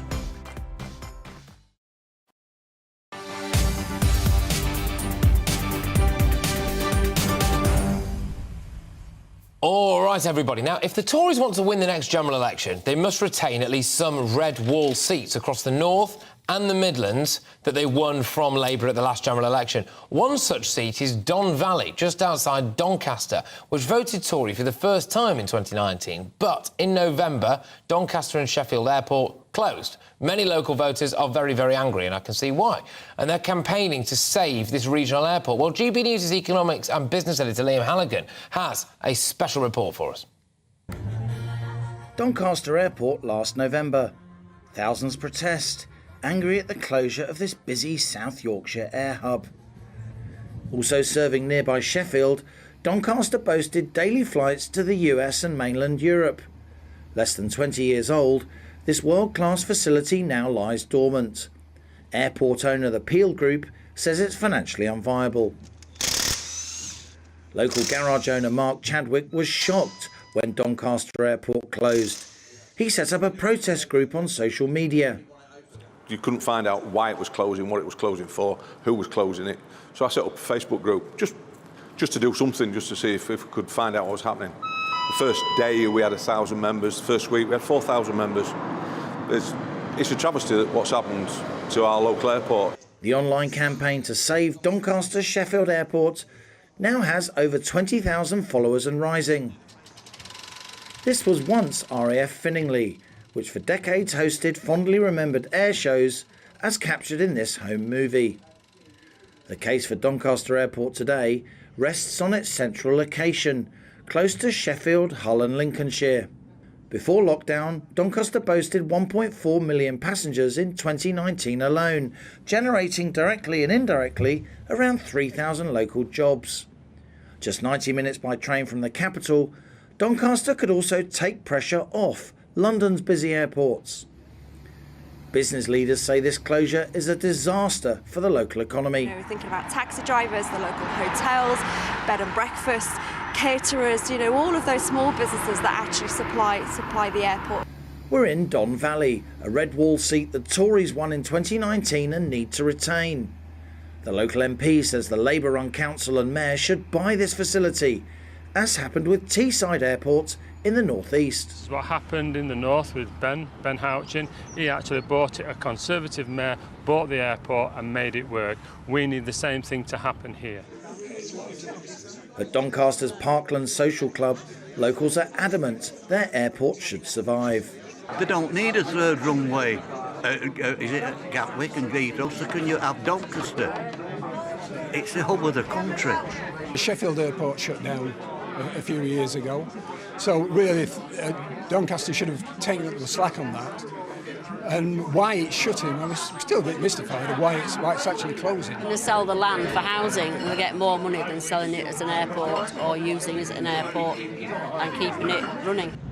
Peel Group refutes this and says the high fixed costs associated with running a safe regulated airport mean a break-even business plan can't be identified for the foreseeable future. Planes haven't landed in Doncaster since November, but the campaign to save this regional hub is in full flight. Liam Halligan, GB News. Well, fresh back from Doncaster is our economics and business editor Liam Halligan with On the Money.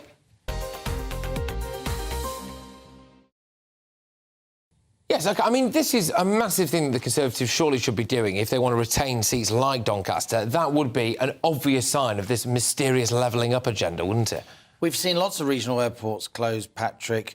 Sheffield, as I mentioned in that package there, there's been trouble for Plymouth Airport, Newquay Airport, Bradford Leeds Airport, and many, many others. And yet regional airports are often magnets for investment. They generate a lot of local employment directly and indirectly, and they help to level up the country. I think levelling up should be built, for me, around the building of social housing, council housing, getting the housing market going. But also, I think it should be built around regional airports. And when she was Prime Minister, Liz Truss actually promised that she would save Doncaster Airport.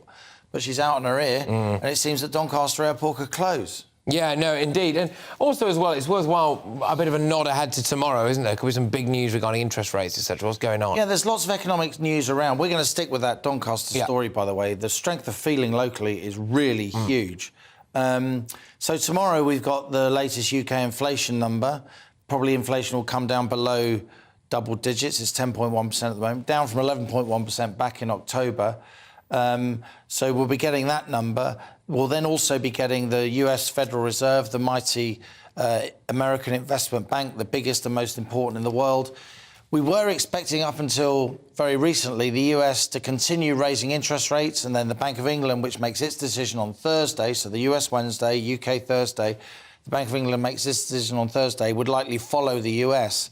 But I'm suggesting that I think the Federal Reserve and indeed the Bank of England, because of all these squalls on financial markets, because of all the jitters, the scares about banks going bust, and we've seen, of course, Silicon Valley Bank go bust.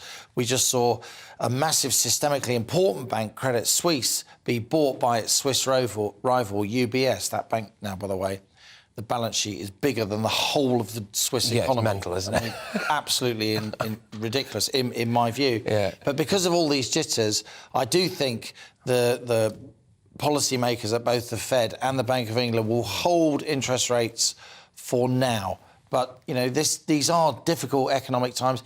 It's difficult because we were seeing light at the end of the tunnel. We just had that budget, the growth forecasts were better, and it seems now with all these banking squalls, we could be in for some more turbulence. Oh, gosh. All right, well, I know you're going to keep us bang up to date for all that, Liam. Thank you very, very much. Liam Halligan, our economics and business editor. Right, OK, so plans to house asylum seekers at RAF Scampton have been met with fury and disappointment in the community. So the airfield was the HQ of the famous World War II Dambuster Squadron, but the Home Office wants to use the site as an asylum centre to reduce the cost of using hotels. Tensions rose, locals clashed last night when a special meeting was held to discuss the proposals.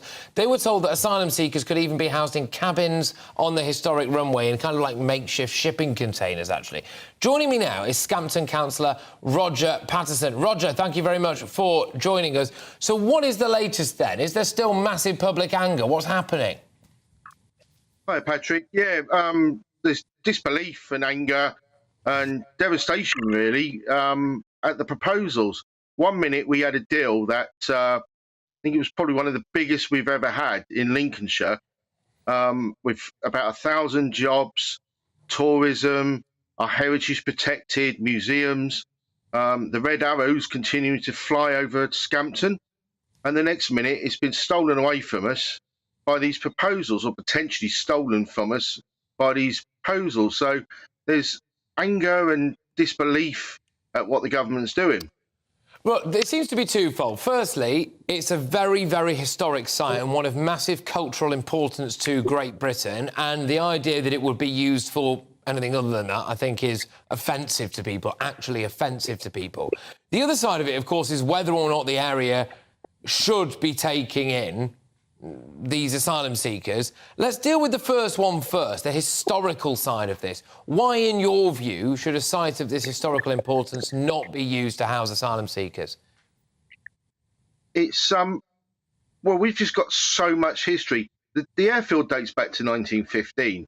And apart from the Dambuster raid, Guy Gibson and all the stuff that goes with it, the Vulcan bomber that bombed Port Stanley during the Falklands War actually flew from RAF Scampton. We've had plenty of other operations, the Red Arrows. We've had troops there that have gone to Afghanistan and Iraq. It's the history of the base is just absolutely phenomenal. And we're very keen, and we want to preserve it, and we want to tell the story for future generations to enjoy. Yeah, and I understand that there are plans to invest, in this deal for RAF Scampton as well, to maybe do it up a little bit and help deal with, you know, a variety of issues there and turn it into more of a tourist attraction potentially that could as well bring with it some economic benefit to the local area. That's obviously in massive doubt now, isn't it, as a result of this? But just in terms of the residents themselves in that area, how do they feel about the idea of having potentially around 1,500 people from goodness knows where just dropped into their area? I don't think it's actually so much to do with who they are. It's what they represent. And what they represent is, it could be Boy Scouts. It doesn't matter who it is. It's the fact that the site is unsuitable to house anybody. of that number. The site's derelict. Has no water and sewage connections where they're going to place these people. And you can't have people living in squalor. But it's what it represents, the fact that if we get anybody, no matter who it is, on that site, then we are destined to live in the pocket of the council for years and years, as has happened at other bases locally nearby, where the government just pulled the plug on them and left them destitute, and the councils had to bail them out. Scampton's different. We've got this £300 million regeneration deal. It's probably the biggest they've ever done at any airbase or any ex-forces base in the country, and the government want to house people. Look, Roger, you know, and stop thing. The fact is, it would be so easy for the government not to do this. Okay, it would be so easy for the government not to do this. They could say the site isn't fit for purpose to actually house all of these people. So, whilst the plot of land might be big enough, the actual site itself is not. They could say, you know what, we're not going to do it because it will cost local people the jobs. It will be damaging to the local community, just in the first instance, in order to have to do that economically, but also in the long run as well, because as you've rightly identified, a lot of these people are going to end up being reliant on the state for a very, very long period of time. So there is that side of things as well. There is, as you just said, the massive historical significance of this site, an inherently British site, and I think nothing encapsulates the total capitulation of our border policy at the minute than lobbing 1,500 people from goodness knows where into porter cabins on a runway, the same runway where, you know, the Dam Busters missions took off, and you mentioned there about the Falkland Islands and Port Stanley, etc. So it would be so easy for the government to not do this, just move on and do it somewhere else. Are they listening to you? I hope so. I know our Police and Crime Commissioner is meeting the Home Secretary today, and I've given him a brief of what we're fighting for, and he's well aware of it. He came to the meeting last night. I know our MP's lobbying, the council's lobbying all the time. Whether it's fallen on deaf ears or not, I don't know. All they have to do is come up. I'm happy to meet anybody from the Home Office or the MOD. They can come up, they can have a look at the 3X bases where they totally wreck people's lives, and then I'll take them to Scampton, and they can have a look around there, and they can see that they can make a difference this time, and they can really change things and protect our heritage. If we didn't have this heritage, if we had the accommodation that was in fit for purpose, I couldn't be sat here now arguing about whether they should come or not. But the point is, they can't come because the site is practically derelict, and you can't house people in squalor. Isn't it amazing, though? You've got a former RAF base here, and we've got thousands of homeless military veterans, and we haven't got the money in the funds to do that base up, to put military veterans on it, but we can get shipping containers and potentially line the runways with it and spend millions of pounds potentially of taxpayers' money completely just desecrating a patch of British history so that we can house people. Look, it makes me very, very angry indeed. But look, thank you very much. Really appreciate your time. Thank you for talking to us about this. That's Councillor Roger Patterson there, who's Conservative for Scampton and Vice Chair as well as West Lindsey District Council. Look, what do you make of that, ladies and gentlemen? No doubt whatsoever it's going to get a lot of you going, as indeed it has. GBviews at gbnews.uk. People really, really angry about all of this, saying it's not just costing us money, it's driving a coach and horses through our history and our culture, and that's from Dorothy. It's Dorothy's views there. What are yours? GBviews at gbnews.uk. And moving on now, though, to that's another very, very important story, this, and one that we've been covering throughout here at GB News, and it's the trial of Thomas Cashman, and it's continuing at Manchester Crown Court today. If that name doesn't ring a bell, the case certainly will, because this is the 34-year-old who's been charged with the murder of Olivia Pratt-Corbell, as well as 1 count of attempted murder, 1 count of wounding with intent, and 2 counts of possession of a firearm with intent to endanger life. He denies all of the charges that he faces. To bring us up to date on where we are with this case now, horrific case, this gripped the nation completely, is our North West of England reporter, Sophie Reaper. She's at Manchester Crown Court for us now and joins me now. Thank you, Sophie. What can you tell us? Well, Patrick, day 12 of the Thomas Cashman trial has now concluded here at Manchester Crown Court. This morning, the prosecution completed their case and the defence has now begun with theirs. Thus, Thomas Cashman, the defendant, took the stand for the first time in order to give his evidence. Mr. Cooper of the defence began by asking him about his background, things like his employment history, his relationship with his siblings and his relationship with his partner, Kayleigh.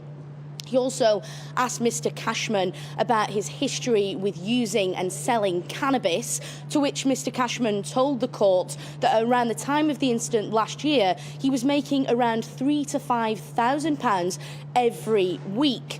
The defence then moved on to ask Mr. Cashman about his relationship with Joseph Nee. Now, we know that Joseph Nee was the intended victim of the gunman that the night Olivia Pratt-Corbell was fatally shot. The defence asked him if he'd ever had an issue with Joseph Nee or any of his family, to which Mr. Cashman said, "They've always been my friends, all of them." He went on to say that he'd been at Joseph Nee's mother's house the day before the incident, and when the defence asked him if there'd been any kind of issue between him and Joseph Nee, Mr. Cashman said things were all good, same as every other time we see each other. The topic then moved on to a witness who can't be named for legal reasons, but who alleges Mr. Cashman came to her home the night of the shooting. Mr. Cashman denies this or ever making any kind of confession to the witness. When the defence asked him about his affair with the witness, he said he'd never considered leaving his partner or their family to be with her. He said, "It was just a bit of fun for me. There was no love." Now, today has concluded, the court has concluded for the day, should I say. We're expecting it to resume tomorrow morning, where we expect to hear further evidence from the defendant in this case, Thomas Cashman. Yes, Sophie, thank you very much. Sophie Reapy there outside Manchester Crown Court, bringing you up to date with that case. Now, moving on, and moving abroad, actually, because hundreds of people across France have been arrested as a number of protests broke out following President Emmanuel Macron's government narrowly surviving a no-confidence motion yesterday over the deeply unpopular pension reforms. So in some of central Paris's most prestigious venues, firefighters, riot police scrambled to put out blazes and control these furious protests. Our television viewers will be able to see this now. It does seriously look like an absolute war zone. A large number of them were from younger generations as well, and as well, young professionals were taking to the street. Essentially, it's because Emmanuel Macron wants to raise the age that you can get your pension from 62 to 64. Well, someone who's been on the ground, is a political commentator and journalist, is Guillaume Bigot. Guillaume, thank you very, very much. Great to have you on the show. What's going on? It looks like an absolute war zone in France. No, those images are quite spectacular. And as a matter of fact, there's a strike of people supposed to collect the garbage. So there's a lot of garbage all over because of the protest movements. And those students and youngsters are putting fire on it. So it produce extremely spectacular images, and it impress everybody. Including us now, because we're talking about it, but is nothing to do with, for the moment, we have to be extremely cautious. It has nothing to do for the moment with a very, let's say, with an uprising, a global uprising of the country. Those movements are quite small for the moment, and the country is under shock because of the decision of Mr. Macron to maintain his reform. Many polls say the same things. Between 80 up to 90% of the population is against this reform, and it's quite odd to govern in the name of the people against the people. But Mr. Macron is convinced that his reform is good, and he has a very, very small proportion of the chamber that is in favor of this reform. So he's going to speak to the nation tomorrow, about midday, and we'll see if that would spread an anger and change the climate. But for the moment, it is true that some students are putting on fire those garbage, but it's not a revolution. It's not a revolution just yet, no, that's all right. Look, thank you very much for bringing us up to date on what's been going. No doubt we'll talk again next week, especially if there is indeed a revolution.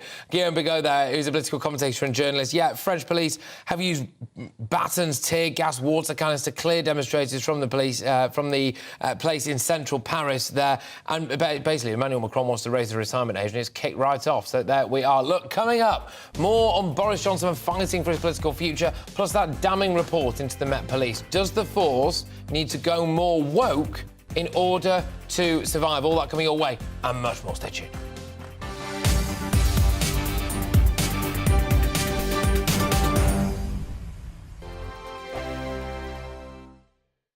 Monday to Thursday nights on GB News. At 6, it's Dubes & Co. 7 o'clock, Farage. At 8, join Jacob Rees-Mogg. And at 9, Dan Wootton Tonight, followed by Headliners. On TV, radio and online. This is GB News.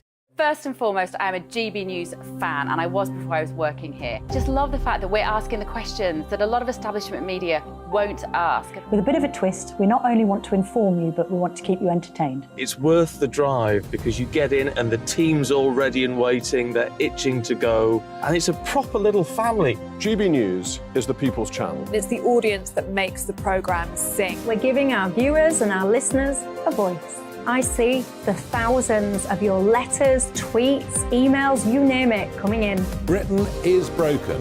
How on earth did we get into this mess? But more importantly, how do we get out of it? The establishment had their chance. Now we're here to represent you. It's time for something different. It's time for GB News. I'm very patriotic. I believe in Britain. Our best days lie ahead. Britain's watching. Britain's watching. Join us here on GB News. The People's Channel. Britain's news channel. Join me, Patrick Christys, Monday to Friday, 3 till 6. We tackle the day's news agenda like you've never seen before. It's high tempo, high octane, the most controversial topics and the best guests. You will not be able to take your eyes and ears off it. I'm not afraid to ask the questions that you really want answered. 3 till 6 p.m, Monday to Friday on GB News, the People's Channel, Britain's news channel. GB News has its own late-night paper preview show, Headliners, where comedians take you through the next day's top news stories. You don't have to bother reading the newspaper, we've got it covered for you. Headliners, every night at 11 p.m, and repeated every morning at 5 a.m. We won't send you to sleep like some of the other paper review shows out there. GB News, the People's Channel, Britain's news channel. Join me, Camilla Tominey, on Sunday mornings from 9:30, taking the politicians to task and breaking out of SW1 to see how their decisions are affecting you across the UK. Bursting the Westminster bubble every Sunday morning, only on GB News, the People's Channel. Britain's watching. I'm Michael Portillo. Join me on GB News on a Sunday morning for topical discussion, debate, arts and culture, and sometimes even ethical dilemmas. I don't always agree with you, Michael. Michael Portillo, Sundays on GB News, the People's Channel, Britain's news channel. I'm Andrew Doyle. Join me at 7 o'clock every Sunday night for Free Speech Nation, the show where I tackle the week's biggest stories in politics and current affairs with the help of my 2 comedian panellists and a variety of special guests. Free Speech Nation, Sunday nights from 7 on GB News, the People's Channel, Britain's news channel.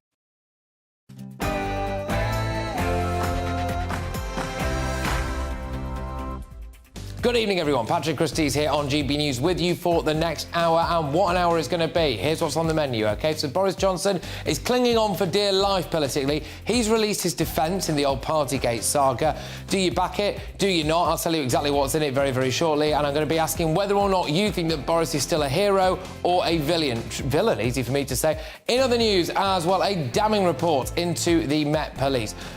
Homophobic, misogynistic, racist, you name it, apparently the Met is it. I'll be delving into the shocking details of that. Do you think the Met needs to go woke in order to survive? In other news, we're off to Rwanda. Yes, if you watch other news outlets, you'd be forgiven for thinking that Rwanda was some kind of human rights cesspit and a hellhole. We spoke to people who'd made a new life in Rwanda and got their take on it. And yes, another one that might have passed you by, but holy mess, that's right. Apparently, 1 in 5 British roads are going to be undrivable double in about 20 years' time. One local council says it's going to take them 700 years, seriously, in order to fix the amount of potholes that they have in their jurisdiction. We will give you all of the details on that. Loads more coming your way as well. Stay tuned.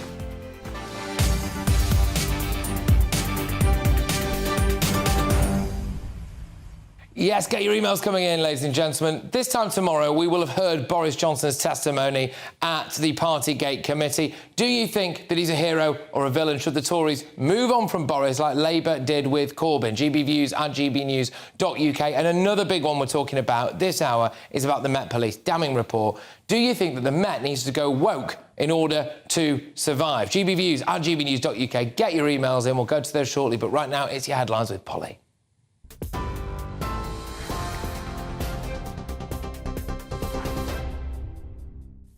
Patrick, thank you, and good evening to you. The top story on GB News tonight, a damning report into Britain's largest police force has been described by the Home Secretary as very concerning.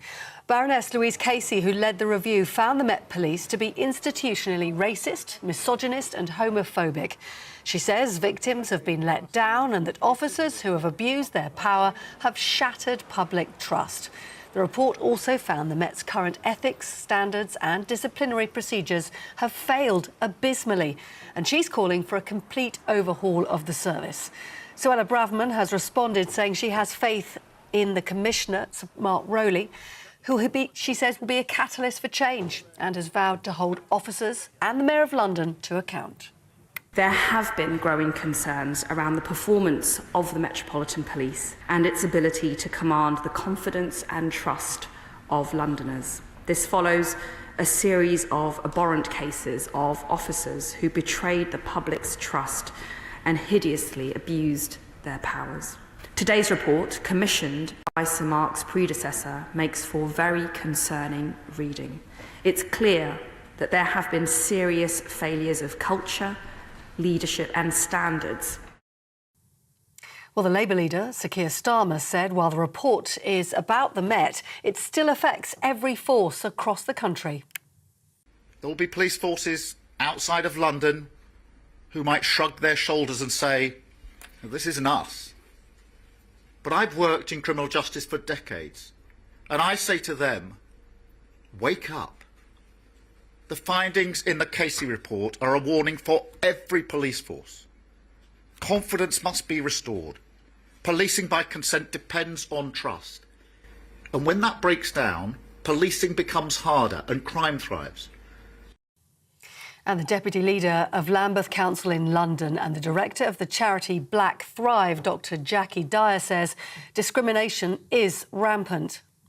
The mistrust is in every atom of every black body in this city. We are traumatised by the harm that is being conducted rampantly and relentlessly by policing, which is so unaccountable.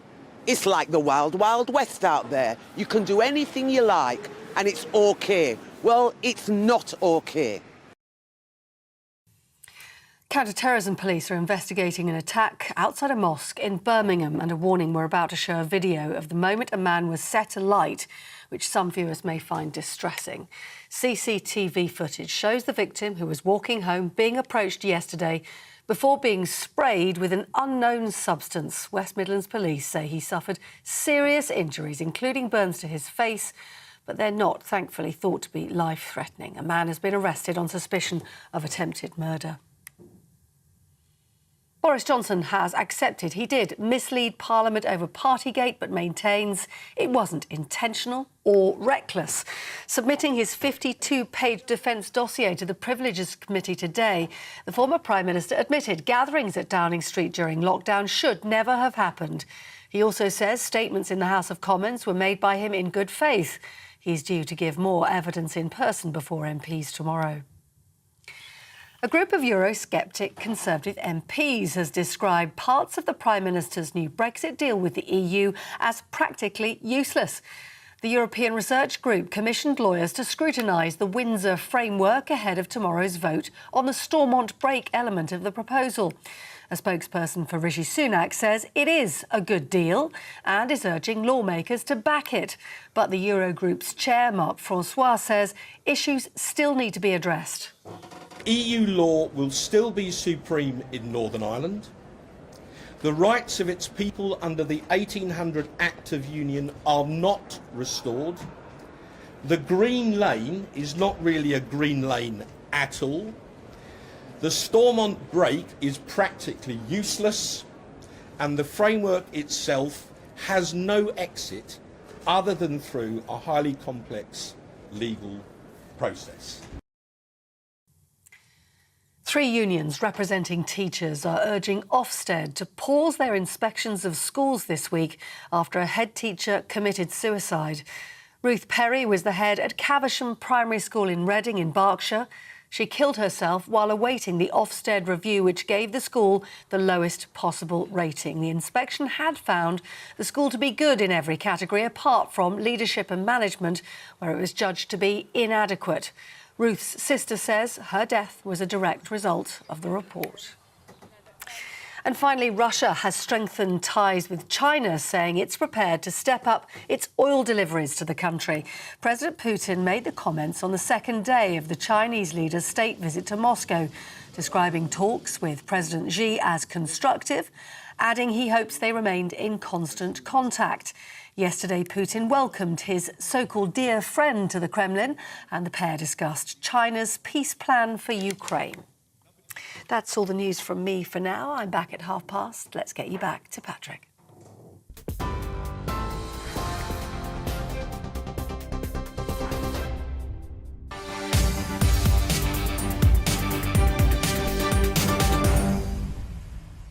Loads to get through this final hour. We will start with Boris, because Boris Johnson, it seems, is fighting for not just his reputation, but also his political future. The former PM, who gave the Conservative Party a landslide victory, we shouldn't forget that, in the last election, faces a huge political moment tomorrow when he faces off against a committee of MPs. It will make a judgment on whether, as PM, Boris intentionally misled Parliament over allegations of Downing Street parties during lockdown. Well, today, Boris Johnson's defence to that committee has been made public. And in this 50-page dossier, he admits misleading Parliament, so he admits that. But he does want to make it very clear that he never dreamed of doing so intentionally. So it is that question of intent. Joining me now is GB News' political reporter, Olivia Rutley. Olivia, the more I talk about this, the more convinced I am that Boris Johnson is going to be absolutely fine, purely because how on earth can someone really prove intentionally trying to mislead Parliament? That evidence would have already got out there, wouldn't it? And so Boris Johnson could just move on. Well, yes, this is very interesting, because that is essentially Boris Johnson's argument. In his defence today, he says that it's impossible to prove that he misled Parliament deliberately. Now, he gives a load of evidence of WhatsApp messages and other correspondence between himself and his advisers, in which his advisers seem to imply to him, seem to tell him that it is possible for him to stand up in front of the House of Commons and say that he didn't know that he was misleading them. So that's his defence, essentially. And he says that what the committee is trying to do is build up a case that it should have been obvious to him that he was breaking lockdown rules. He says that it is not possible to say that it would have been obvious to him. For a start, there were multiple people at these gatherings. If it wasn't obvious to them, then why should it have been obvious to him? And secondly, he points to the fact that there was an official number 10 photographer at some of these events, and that's how some of these pictures got splashed over the front page of the newspaper. Well, he argues, why would he invite an official photographer along to an event which he knew to be contravenous of the rules? So his argument is that it was an accident. He thought that he was within the rules. His advisers told him that he was within the rules. So when he stood up and told Parliament that he was acting within the rules, he was only doing what he thought was right. He acted in good faith. Now, the other part of his defence rests on, as you say, is it possible to prove that he intentionally misled? Well, the committee has actually strayed a little bit from trying to prove that at all. It started out trying to prove that he intentionally misled. They're now talking about whether he recklessly misled. Well, that's a lowering of the bar, and Boris Johnson objects to that. He suggests that the committee is biased, and that's why it's trying to sort of shift the goalposts and change what it's trying to prove. Now, I think we can expect some fireworks tomorrow because relationships between Boris Johnson and the committee are pretty bad. Boris Johnson has accused them of sitting on his evidence for 24 hours. He submitted this dossier yesterday. It wasn't published until noon today. They say that why they sat on it was because it was riddled with typos and errors, and they had to correct all of those before it was published. So you can see the sense of how bad this relationship has got. But yeah, I think we can prepare for fireworks. Prepare for fireworks, absolutely, and keep yourselves locked into this very show, people, where we will be bringing you it live, that whole hearing. Look, Olivia, thank you very much. Olivia Utley, GB News' political reporter. I've been asking you throughout the show, Boris Johnson, do you think he's a hero or a villain? Should the Tories do what Labour struggled to do, which is they suffered from long Corbyn for a while, didn't they, the Labour Party? They stuck around with Jeremy Corbyn for a while. Should the Tories look for a clean break from Boris, biff him, move on? It's fair to say the inbox is full of Boris backers. Linda says Boris is a hero, this is a witch hunt. Betty says it's very clear that what Boris is facing is a witch hunt. That word witch hunt, words witch hunt, coming up time and time again. He was elected as the People's PM, and Richard says he's neither a hero or a villain, but he's the best politician that we have. I mean, there's a lot of this. I could go on, I could fill a show with the amount of people who are coming out and saying that Boris Johnson is right, will be vindicated, and actually potentially would all vote for him again, although that isn't an option I gave you. But give it time, people. Give it time. GBViews at gbnews.uk. But we're moving on now. This is the other massive story of the day. And the Home Secretary, Suella Braverman, has called the vast majority of police officers honest, decent and brave professionals, but has called for change. And it comes, of course, following this damning report into the Met, which found institutional misogyny, homophobia and sexism rife within the force. So it was commissioned following the abduction and murder of Sarah Everard by serving officer Wayne Couzens, and it details stories of cover-ups, sexual assault, and 12% of women in the Met say that they have themselves been harassed or attacked at work, which is an incredibly high number, isn't it? The Independent report's author, Baroness Casey, says the force needs a complete overhaul. It's led to a load of different arguments to this. The usual defund the police brigade, they're out in force. I'm yet to be told what that means, really, defunding the police. What does that mean? We don't really have a police force, do we? It's just community police. I'm not quite sure how that works. It's talk for it to be disbanded, so there should be more regional forces. Maybe some sense in that. There's also talk for it to do, frankly, more educational courses for police officers, people saying it needs to actually go, quotes unquote, woke in order to survive. So a variety of different angles for us to hit here. To break this review down further, I am joined by Hampshire Police and Crime Commissioner Donna Jones, and I'm also joined live in the studio by former Scotland Yard Superintendent, it's Nusrit Mehtab. Thank you very much, both of you. Donna, I will start with you. What does the police force and the Met Police Force need to do in order to survive? Does it need to go woker? It definitely doesn't need to go woker. We need strong, effective leadership. And I've said this before on GB News, and I'll say it again. I hold Sir Mark Rowley in the highest esteem, as I did with Cressida Dick, actually. I think Cressida Dick was absolutely thrown under the bus previously by Sadiq Khan for his failings of the governance of the Met. But what we do need now is strong, effective leadership. But it has to happen quickly. And this is why I've been on GB News many times, post the sentencing of Wayne Couzens, post the sentencing of David Carrick, saying that I think the Met is too big. I've met with the Met PSD teams, I've spoken to people at New Scotland Yard, I've been a commenter on this now for well over 18 months about the failings in the Met. The focus on vetting is a misnomer. Vetting is only a snapshot in time of the day that you enter policing or the day that you're vetted, but the PSD teams need to be significantly invested in. I feel sorry for the people that work in those teams, and we have to do this speedily. It's been a devastating day for national policing again, and if we have another report like this, I'm not sure the Met will ever be able to get over it. OK, Nusrat, I'll just continue the same question to you. Do you think that the police force needs to go woker in order to survive in a modern world? I don't like that word anyway, because I think it's quite dangerous, because it's negative to anything that's progressive. So, for me, what needs to happen is that they need to look at the recommendations that have been made in the Casey report and not do a pick and mix, but actually take it holistically, move forward. Because quite honestly, everybody's had enough of this, including the officers within the organisation who are demoralised because they see it again as police bashing. But what they also need to understand is the data's coming from the organisation itself. Baroness Casey has been there a year. She's looked at data. She's analysed that data more forensically than the Met has themselves. OK. Donna, what would you say to people who are up in arms now saying, well, this is it, defund the police?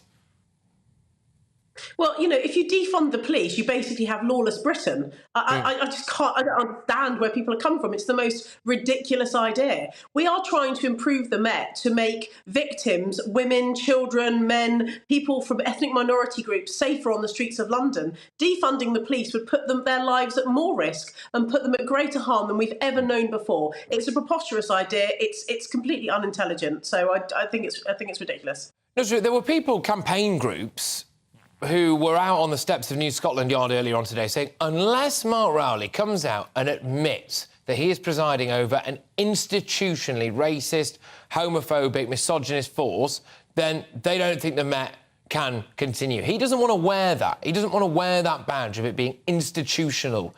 What do you make of that? Because people are saying he can't move on unless he does that. That label has been given to the Met Police previously, 1999. And now it's raised his head again. And Baroness Casey has given that review. It is institutionally racist because the data, the evidence from not only the communities, but police officers themselves, the systems and processes are broken. Well, and actually, what does that mean? Well, just on that, I'm going to get you to expand on that now, but you know, if you're saying it is, and the report is saying it is, OK, and the guy who's at the top of it is saying it isn't, then how can he stay in post and reform it if he can't acknowledge that? I think he has to accept that label, accept the recommendations holistically and move on. So if he doesn't accept that label, then I would ask him to put a definition on what he thinks it is. What is Baroness Casey saying? Institutional racism is the Macpherson definition. Processes and systems are broken and they're not serving a purpose. It's not saying that every single police officer is racist, because that's wrong. We know that's wrong. So it's about saying, OK, we've got to move forward. We've got to take it forward. How can he then implement part of the recommendations and not accept what's going on? Because the communities will lose trust and confidence. And I think by saying that, he's already lost parts of the community that he's trying to win back and do, you know, and to move forward. We've got to move forward. Nothing other than accept those recommendations, start to make the change, not only for the communities, but also the police officers that are serving those communities. Donna, I want to get your views on something. Keir Starmer stood up and basically said, if you are a member of another police force, you need to wake up and realise this isn't just about the Met. And also, as well, Suella Braverman was quite keen to question what Sadiq Khan, the Mayor of London, had been doing throughout all of this. You are, of course, Police and Crime Commissioner for Hampshire. It's not the Met. I mean, how do you respond to, first and foremost, the accusation that probably all this stuff's happening where you are? Right, well, first of all, I do agree, and I acknowledge that there are bad people in every police force. This is not a cartel owned by the Metropolitan Police Service only. The Met is just 5 times bigger than the average police force in the UK, and that's why the problem is accentuated in the Met. Also, because it's so big, people have been able to hide in plain clothes, well, not in plain clothes, they've been able to hide in their police uniforms, carrying warrant cards, acting in an atrocious way, urinating on new recruits as part of initiation, you know, doing all the sorts of bad things that we've heard from the Casey report. It is shocking. But I should say things do happen in other police forces, and I'm going to include in my own force in Hampshire and the Isle of Wight. We are the 5th largest force in the country outside of the Met, so we have our own complexities. The difference is, Patrick, is this. If somebody like Wayne Couzens or David Carrick, labelled the rapist, the murderer, whatever it is their nicknames are, if they had been accused of the very serious offences they had in Hampshire Constabulary today in 2023, or even in fact last year in 2022, I am confident as the Police and Crime Commissioner that my Chief Constable would have ensured that they were suspended, no presumption of guilt, but suspended pending a full and thorough investigation. That is number one. And as Police and Crime Commissioner, the equivalent of Sadiq Khan, who is technically the Police and Crime Commissioner for London, I see that as part of my duty to ensure that my chief has got, one, a fully resourced police standards department, and two, our anti-corruption unit is able to work on reactive, but importantly, proactive investigations. Now, this is where PCCs and chief constables across the country need to be doing some soul searching today. We've all known the Casey report was coming for ages anyway. We need to do soul searching to make sure that we are financing and resourcing the experts in PSD departments, police standards departments, and anti-corruption units. So coming back to Keir Starmer, I shook my head. I could not believe his comments earlier because he was trying to deflect straight away from London in the wake of one of the most impactful police reports in the history of the Met Police onto other police forces around the country, because his mate Sadiq Khan has presided over the Met Police and all of these failings for almost a decade. Right. It's just unbelievable. All right, look, both of you, thank you very, very much. We are going to have to leave it there, I'm afraid, because we've got another bit of breaking news that we're going to have to go to in a matter of moments. Look, thank you very, very much. I was, of course, Hampshire Police and Crown Commissioner Donna Jones and former Scotland Yard Superintendent Nusrit Matab. Thank you, especially for coming into the studio. I really appreciate that. Right, look, coming up, what I was alluding to a moment ago there, counter-terror police have joined the investigation into a man allegedly set alight while walking home from a mosque in Birmingham. It is absolutely shocking, the detail on this. I'm Patrick Christys and this is GB News.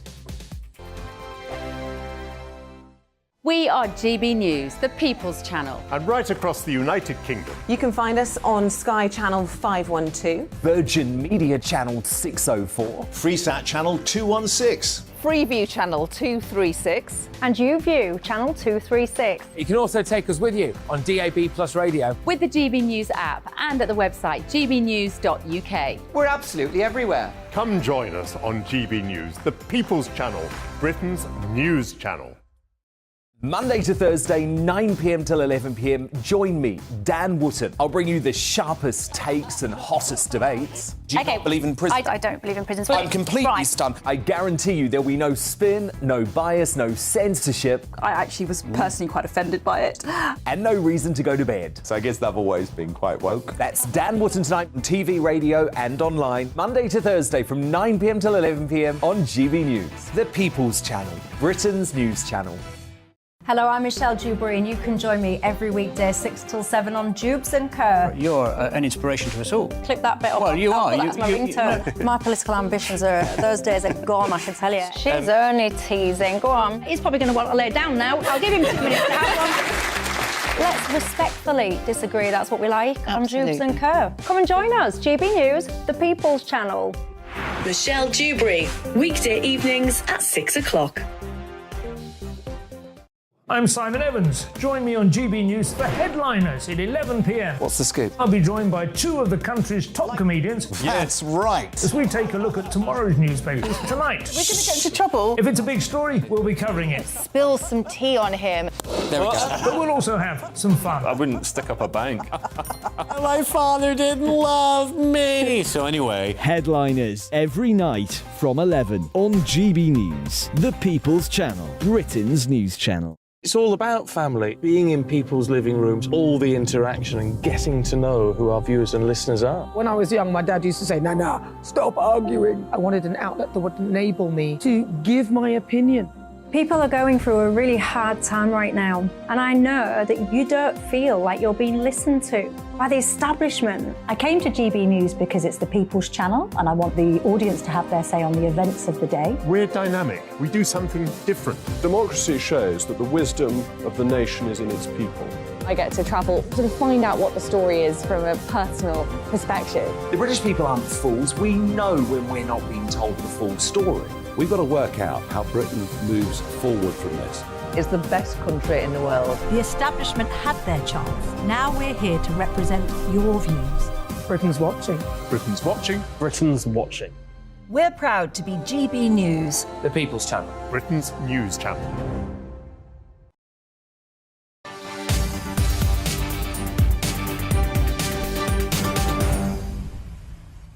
Yes, welcome back, everybody. Right now, just time to dip into the terrifying world of my inbox, GBviews at gbnews.uk. Loads of you have been getting in touch on a huge variety of different topics that we've had at the moment. Carol's been on, and Carol says, in relation to that Met discussion we were having earlier on, in case you've missed it, the Met, a report has been issued, damning stuff, OK? Institutionally, according to this report, institutionally homophobic, racist and misogynist. So pretty much the whole package, OK?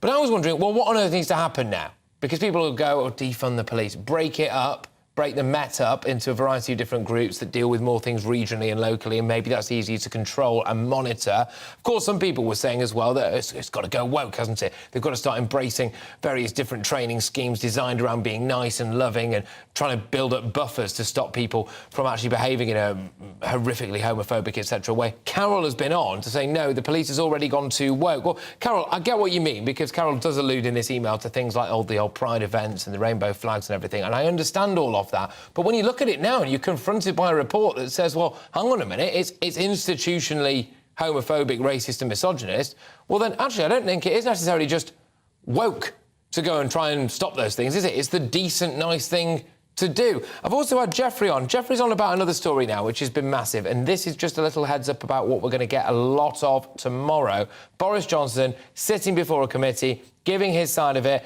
giving evidence, being questioned about his Partygate defence. So his defence, OK, is, yes, I did mislead MPs, but I did not do that knowingly and did not do that deliberately, i.e., I got bad advice, Gov, OK? Do you buy that? Do you not? I was asking whether or not you think that Boris Johnson is a hero for you or a villain, and whether or not it might be in the Conservative Party's best interest to try to move him to one side, a little bit like Labour did with Corbyn.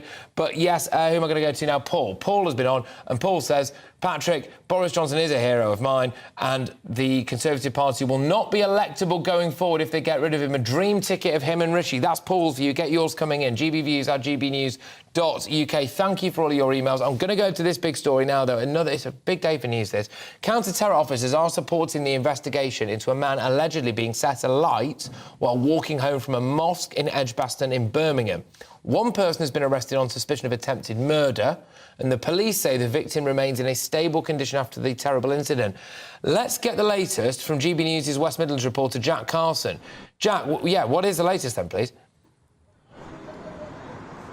Well, we know, of course, that man who's seen from video footage that has been released that the police are also looking at seems to be an older man which was walking back on this road, Shenstone Road, here in Edgbaston in Birmingham, from the mosque on Dudley Road, which is less than half a mile from here, when somebody who looks to be younger walks up to him, starts having a conversation with him. From video footage, it looks like starts pointing to him before they walk a bit further down the road here, where they get to the junction with Brixton Road here.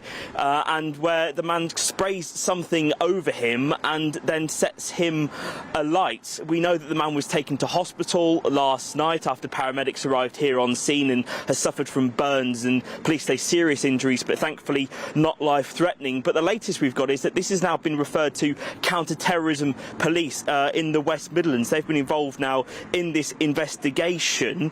West Midlands Police have also linked up with the Metropolitan Police, of course, after in February, on February the 27th, a similar attack took place on Singapore Road and London, when an 82-year-old man was set alight, leaving the West London Islamic Centre. And so the West Midlands Police and Metropolitan Police are working together to see whether those two incidents are linked. But you mentioned there as well, a couple of hours ago, a man was arrested here on the road by police who were going door to door doing inquiries about the incident. He's been arrested on suspicion, I should say, with attempted murder. We don't really know much more about the motives for this incident, whether they knew each other, whether this was a relative. We know very little on that part, other than the fact that this man has been arrested after, of course, the incident here last night. Yes, Jack, thank you very, very much for bringing us the latest on that story. Jack Carson there, who's our West Midlands reporter, and, yeah, shocking stuff. We will bring you any updates as and when we get it. Counter-terrorism police, of course, are involved in that case now, and as we said, we'll have to bring you more as we do get it. Look, moving on from that, damage caused by potholes has forced almost 2.7 million cars off the road in the past year alone. So new research by the Asphalt Industry Alliance, the AIA to their friends, says one pothole is currently filled on our roads every 22 seconds. Can I just politely say that I think that's rubbish? Every 22 seconds in the UK. In the time it's taken me to just say this now, pothole filled it, I don't buy it. But local authority highways teams in England and Wales only received 2/3 of what they needed to prevent further deterioration last year. So The Alliance says that almost £14 billion is now needed to fix the backlog of carriageway repairs. So our government has apparently got to find 14 billion quid to make the roads drivable. One local area as well is saying that it's going to take them, and this is South Gloucestershire, 700 years at the current rate to fill in the amount of potholes that they've got, which, anyway. Joining me now is a man who has come to be known as Mr. Pothole, due to his campaigning to get the holes in our roads filled. Great to see you again, my good man. I knew the last time we spoke it wouldn't be long before you resurfaced, and here we go. I mean, presumably, you, as Mr. Pothole, are not shocked to learn that places like South Gloucestershire have enough potholes to last 700 years. No, not surprised. And I did tell you last week when the government announced in the budget £200 million was like peeing in the sea, when I knew there was a massive increase, and we're at now £14 billion. It's got worse by £1.3 billion in 12 months. I mean, repairing potholes is a waste of money and time.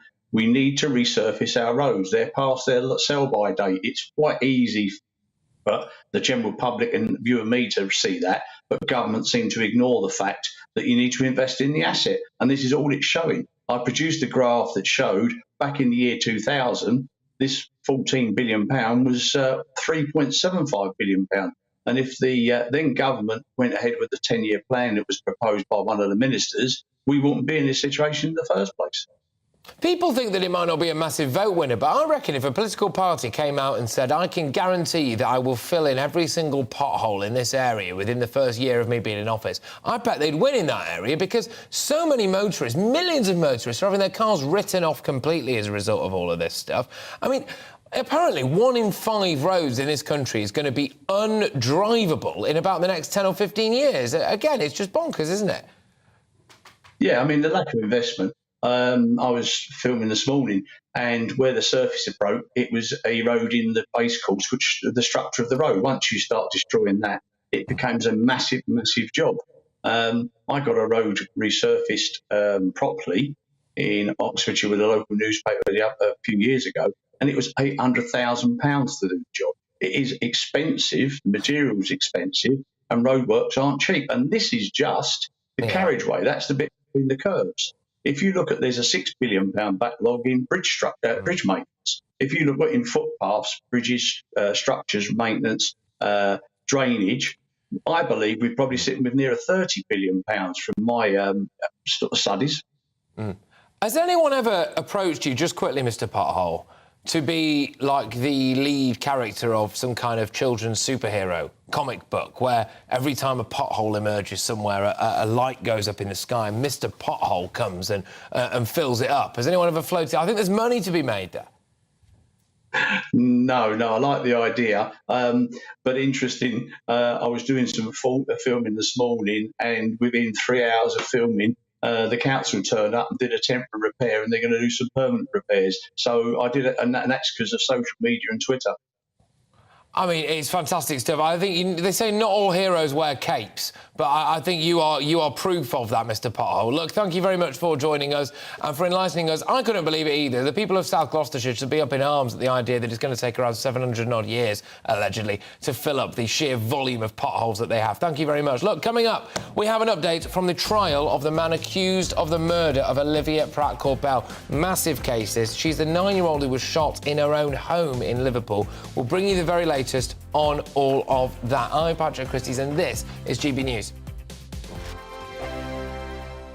I joined GB News because I was sick and tired of not hearing my views being represented, not just mine, but so many people that I knew and spoke to. I just couldn't get my voice out there. I couldn't say anything. I couldn't do anything. Whatever the narrative was, I kind of had to follow it. GB News is there to provide a voice for those who have been ignored by the establishment media. We think different things. We've got a different style. GB News is here to be optimistic and positive about the future. It's real kind of dynamic and flowing, with the audience very much at the heart of it, like a big family.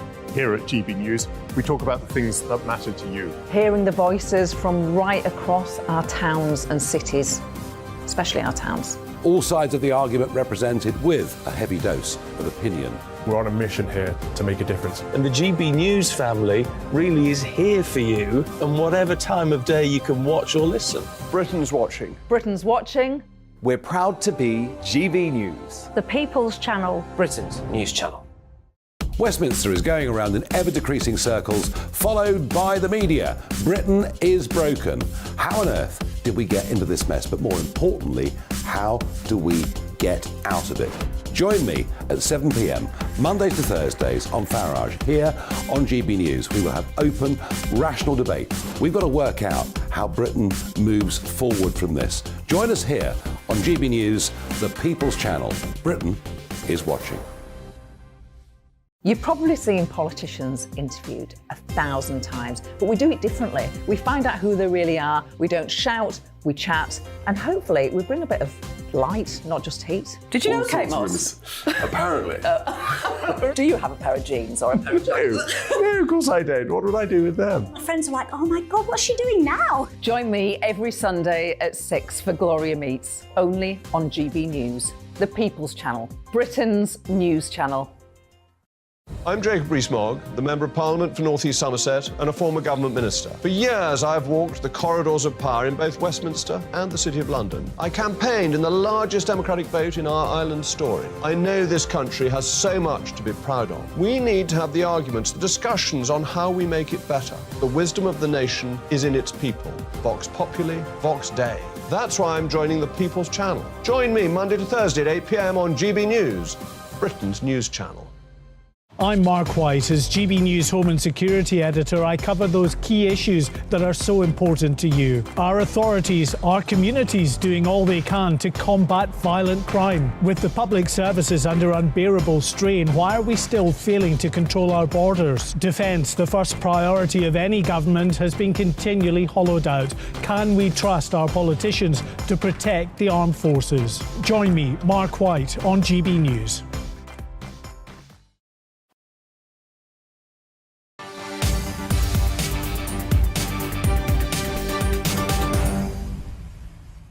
OK, welcome back, everybody. Now, the trial of Thomas Cashman has continued at Manchester Crown Court today. If that name doesn't ring any bells, well, it's about to, because this is a 34-year-old who's been charged with the murder of 9-year-old Olivia Pratt-Corbell, as well as 1 count of attempted murder, 1 count of wounding with intent, 2 counts of possession of a firearm with intent to endanger life. He denies all of these charges that he faces. Our North West of England reporter Sophie Reaper is at Manchester Crown Court for us now. Sophie, what's the latest, please?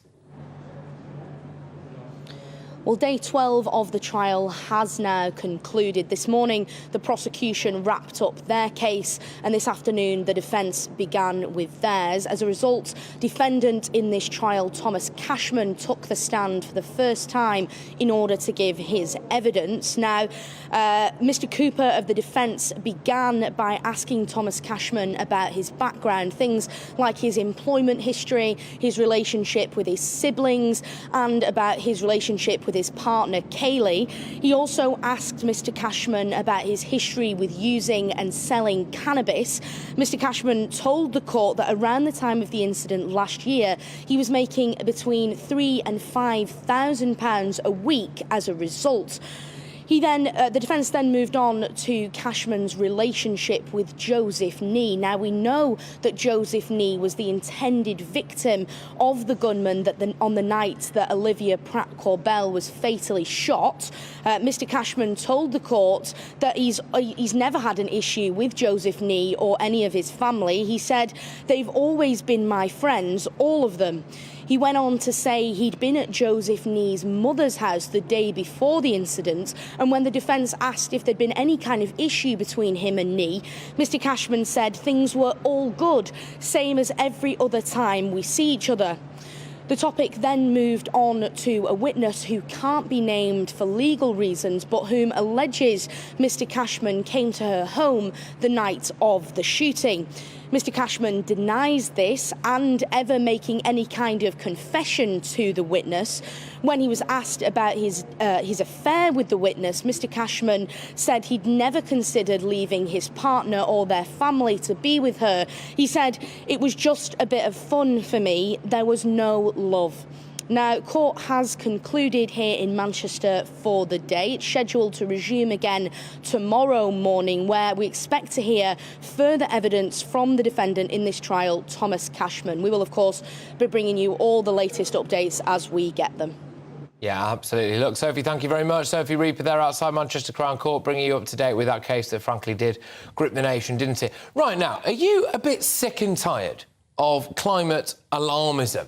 OK, scientists are warning, get this, that we must act now to tackle climate change. A new report says rising greenhouse gas emissions are pushing the world to the brink of irreversible damage, and only swift and drastic action can avert such destruction. But how many times have we been issued with these sorts of final warnings? How many final warnings have we had?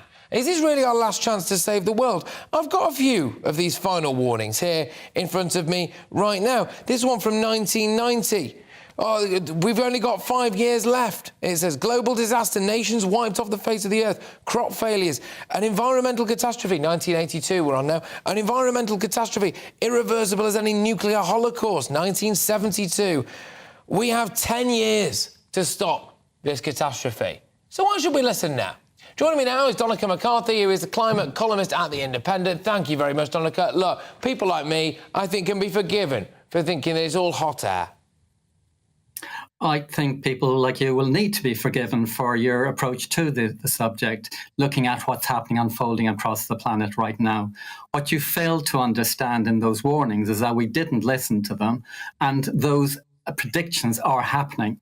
Today's news was that 43,000 people have died with the disastrous drought unfolding in Somalia, which was predicted by scientists. 23,000 of them are children. They were predicting the horrific floods in Pakistan. They are happening. They have happened. They were predicting we would start hitting 40 degrees centigrade in the UK in decades' time, and we're already having it last summer. So the predictions that they were saying then were correct. The climate models have correct. I take the spirit of what you're saying, Donica, but they're literally not correct, because we would all be dead now if they were, some of them. But I do take your point. Also, as well, about 20 years... They never predicted that everybody would be dead in 2023. What they predicted you're right, was, actually. if we didn't stop emitting carbon dioxide, we would You're right. What they did predict was a massive ice age, and now it's global warming. Yeah. So what happened to the massive ice age we were going to get? Come on, Patrick. Trotting out that meme from the 1960s is irresponsible. You, as a broadcaster, have a responsibility to look at the science and warn the people, and I'm afraid you're failing it. No, just like all of the rest of the media. Just keen to know what happened to the ice. And it's really challenging for your conscience what you're doing. It needs to look at your conscience, look at the science, and then ask, what are you doing that's responsible for the people of Britain? Because what this is doing is raising doubts in people's mind about what action we need to take. Okay. And that's really terrifying. Well, let's talk about the action then. Let's talk about the action. So what action do you want? Because a lot of people right now are thinking, well, hang on a minute, do we have to bankrupt ourselves completely to hit a net zero target that if the Chinese and the Indians aren't going to do, then it's pointless anyway? So what action should we take? Just bankrupt ourselves completely? Again, the framing of the question is irresponsible. You do not have to bankrupt yourself to actually make yourself have a green lifestyle. I am actually not bankrupt. My home is net carbon. I will make a profit from my energy use this year. I sell more electricity to the grid than I buy, and that's what I want for every house in Britain. Insulate our homes so people have comfort, provide green energy so they're not actually dependent on oil companies, and have flight-free holidays. It is not rocket science what we need to do. Okay, reduce our meat, reduce our flights, and reduce the amount of petrol we're consuming. Flight-free holidays, right? So we're already never leaving our country. Or we have to take a ship there? There is such a thing as a train, and it has been for about 30 years, Eurotunnel, that you can go to any country in Europe. I'll get the train to America then, yeah? Patrick, are you actually equating this type of question about flippant, rich question answer about when people are actually I'm just wondering what the solution is. I'm just trying to... Because you're asking a flippant question, and I think it's really serious, Pat. Well, I'll tell you what, maybe I could be forgiven for being slightly flippant about it, because I'm a bit sick and tired of being given final warnings, because it's final warnings from the 70s and the 60s, then it was an ice age, of course, then now we're all going to burn to death, and then I'm a bit flippant about it potentially, because I am a bit sick and tired of alarmism. you're flippant and you're using the term alarmism because that's what the media says we should be talking about.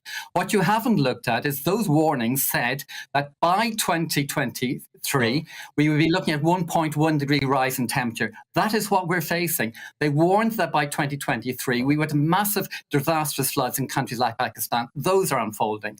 How many more disasters do you want to unfold to understand that those warnings were right? So some of the warnings are right, others weren't. We'll ignore the ones that weren't. We'll focus only on the ones that were right. And which warnings are you? Name me a climate scientist from the 1980s that said that everybody would be dead in 23. They didn't say that. They said we would have gone above 1.1 degrees. And once you go above that degrees, you can start reversing it easily. And so, for example, what today's science said, I'm reading it here. The Pentagon tells George Bush climate change will destroy us in less than 20 years' time. And so we're nearly there, actually. That was 2004. So, yeah, yes, it has happened. And we are actually in a situation where millions of people are starving and they are being flooded and they are in countries where wildfires are becoming endemic. That is a terrible thing to be inflicting on our kids, Patrick. Why be dismissive about it when actually what we can do is we can invest in renewable energy, we can invest in insulation, we can have a successful economy, and we can reduce our carbon emissions to nothing. OK, good stuff. Donica, thank you very much. Donica McCarthy there, climate columnist at The Independent. Right, back to our top story now. And Boris Johnson has accepted that he misled MPs, but insisted his Partygate denials were made in good faith, based on what he honestly knew at the time. So the former Prime Minister is to face a committee of MPs tomorrow on whether he intentionally misled Parliament over alleged lockdown breaches at Number 10. His defence has been made public today in a 50-page document in which he denies deliberately misleading MPs. Well, as I'm sure you are aware, GB News is the People's Channel, and this show is nothing without you lot at home. So joining me now are GB News viewers, Alan McNeely from Grimsby and Susan Harris from Carmarthenshire. Good stuff, both of you. Ladies first, as ever. Susan, I will go to you. So Boris Johnson's defence appears to be, I did mislead people, but not intentionally. Do you buy it? Do you think he's a hero or a villain? Well, as you say, he said he was misleading Parliament and did so in good faith. Well, that's going to be very difficult to prove. And unless Harriet Harman has gone over to Area 51, come back with a couple of aliens with probes as fingers, mind probes, how on earth are they going to prove any difference? That's what he said. We all know it's a witch hunt, and we all know it started a long time ago when he was undemocratically removed from Parliament. Now they're going down the other road, trying to find him lying, misleading Parliament, so then they can suspend him from Parliament. And under the 2015 Recall MPs Act, then there will be a by-election as long as 10% of the eligible voters sign a petition to go ahead with the by-election. He's got a majority of just over 5,000. So I suppose in their minds, which I call the Viper's Nests, they're hoping that the majority of the 5,000 will have changed the mind and he'll be voted out of his seat. All right. Alan, I'll throw it over to you now. Do you think that it might be a good thing for the Tories to, a little bit like Labour did with Corbyn, just cut him loose or not? Afternoon, Patrick.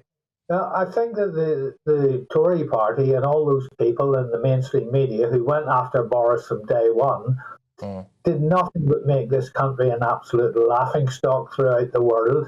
We had a sitting Prime Minister with an 80-seat majority who was deposed over a piece of cake. I mean, it's an absolute nonsense. It was a farce then.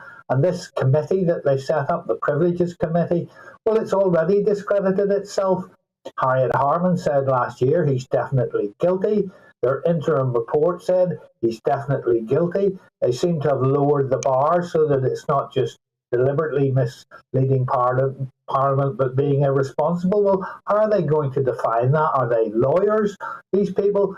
The whole thing's a complete and utter joke. OK, all right. And Susan, do you think that Boris Johnson will ever be our Prime Minister again in future? I think he'll have a jolly good try. I think if they do suspend him and they go for a by-election and he wins, well, then he'll be back on the road to become Prime Minister again. My personal feelings on that is that it would cause so much disruption in chaos in Parliament. I don't think it would be a very good thing, because Boris would be doing that for himself. He wouldn't be doing it for the good of the country. And the Viper's nests, they wouldn't settle back down again. They'd be out after him again, and it'd be a disaster. Well, there you go. I mean, look, Alan, Boris Johnson does have a perfectly good opportunity. I will keep shamelessly plugging it live on this very show tomorrow, where he's going to be at this committee, he's going to be getting grilled, and he's going to be able to give his defence to it. And, you know, Alan, do you think a word that keeps cropping up in my inbox time and time again, it was a witch hunt, it was a witch hunt, it was a witch hunt. Do you think it was a witch hunt against Boris Johnson, Alan? Well, I think it was a witch hunt from the very start. Clearly, there's people who dislike Boris. He's a bit like sort of, you either like him or you really dislike him. But there's clearly a lot of people who seriously dislike Boris Johnson and dislike Brexit in particular. So he was the key target for them to get rid of, both within the Conservative Party and, of course, very much on the Labour side, who knew that he was a vote winner. So there has been a consistent trying to discredit him throughout everything that he does. I mean, if you think about it, Patrick, the first thing was the Owen Paterson affair. Well, he didn't do that. Paterson did it. And if you look at Partygate, he didn't do that. The civil servants and the spads and the people who were advising him, they created this whole maelstrom. So it's just been ongoing, relentless, sort of that Johnson's incompetent. He may or may not be, like him or hate him, he may or may not be incompetent, but he shouldn't have been driven out in the way that he was driven out. That's my thought on it. Well, I'll tell you, both of you, thank you very much, as ever. Some wonderful GB News regulars here. We've got Alan McNeely from Grimsby, Susan Harris from Carmarthenshire. Great stuff, both of you, much appreciated. Well, we'll find out tomorrow a bit more, won't we? And then we'll get the results in. Up next is Jubes & Co. with Michelle Dewberry, who's right here in the studio with me now. Michelle, can I just say, I don't know if I'm allowed to say this anymore, you always smell amazing. Do I? I've got no sense of smell, right? So I'll have to take your word for it. I do give myself a little spritz. Well, actually, it doesn't matter where I spray. It doesn't matter. That's not really, no. But I always spray myself before I come on, not for my own benefit. Well, it should be smell-o-vision. I'm just going to say it. What do I smell of? How would you describe my scent? Well, it's Mademoiselle, isn't it, Coco Chanel? It is. It is. I've not got any shoes on, so I was wondering. Not just a hat rack, my friends. Not just a hat rack. I was worried that you might be sniffing my feet. Absolutely not. That's a very different show. What's on your show? What's on my show? I'll tell you what's not. Look, were you supposed to say where's your shoes? Where are your shoes? Can I get this got weird quick. Look, hang on. Good we get to my age, you shouldn't probably be getting your legs up like this. But look, it's Down Syndrome Awareness Day today. Right. So odd, bright socks we're wearing to celebrate all of the fantastic people with Downs that are born different but the same. So I've left my shoes off, and I wonder if it's going to discombobulate me tonight. I don't know if it will. Well, I mean, there we go. There we go. So make sure you tune in I've put my back out now. What promises to be an orthopaedic chair. A suitably chaotic show. Here we go. Michelle, always an absolute pleasure, I must if say. you want to know what's coming up, what do I always say to you, Patrick? You've got to tune in to find out. Yes. You've got to tune in to find out. Yes, That's why you do. Right, OK, tune in to find out. Michelle Dewberry, which is going to be box office as ever, it's coming your way now. See you in a bit. Good afternoon, Alex Deacon here with your latest weather update from the Met Office. Heavy showers across some areas, particularly in the east this afternoon, but many will be dry and bright with sunny spells, and it's still reasonably mild out there. We're kind of between two weather systems at the moment. This one will be bringing wet and windy weather overnight, but as I say, for most, we're between those two weather systems. It's a bit brighter than yesterday, a bit more sunshine around, but there are still a few sharp showers over eastern England. They'll steadily be pulling away, but that next weather system bringing rain into Northern Ireland, that'll spread to most areas during the evening. Some bright colours there as well, some pretty heavy downpours, and the wind winds getting stronger and stronger, particularly in the northwest. So some very gusty winds later in the night and first thing on Wednesday morning for western Scotland. It will be another pretty mild night with temperatures staying in double figures across the south, even where we've got some clearer skies, lows only dropping to 5 or 6 degrees. A windy start then across Scotland. Those winds could cause some disruption. Blustery conditions bringing plenty of showers in here. Early rain across the southeast, taking its time before it completely clears away from Kent and Sussex. And then again, many places seeing sunny spells, but there will be a few showers zipping through on the winds. And it will be a windy day, a blustery day, 10 or 11 degrees across the north, but maybe in the sunshine in the afternoon over the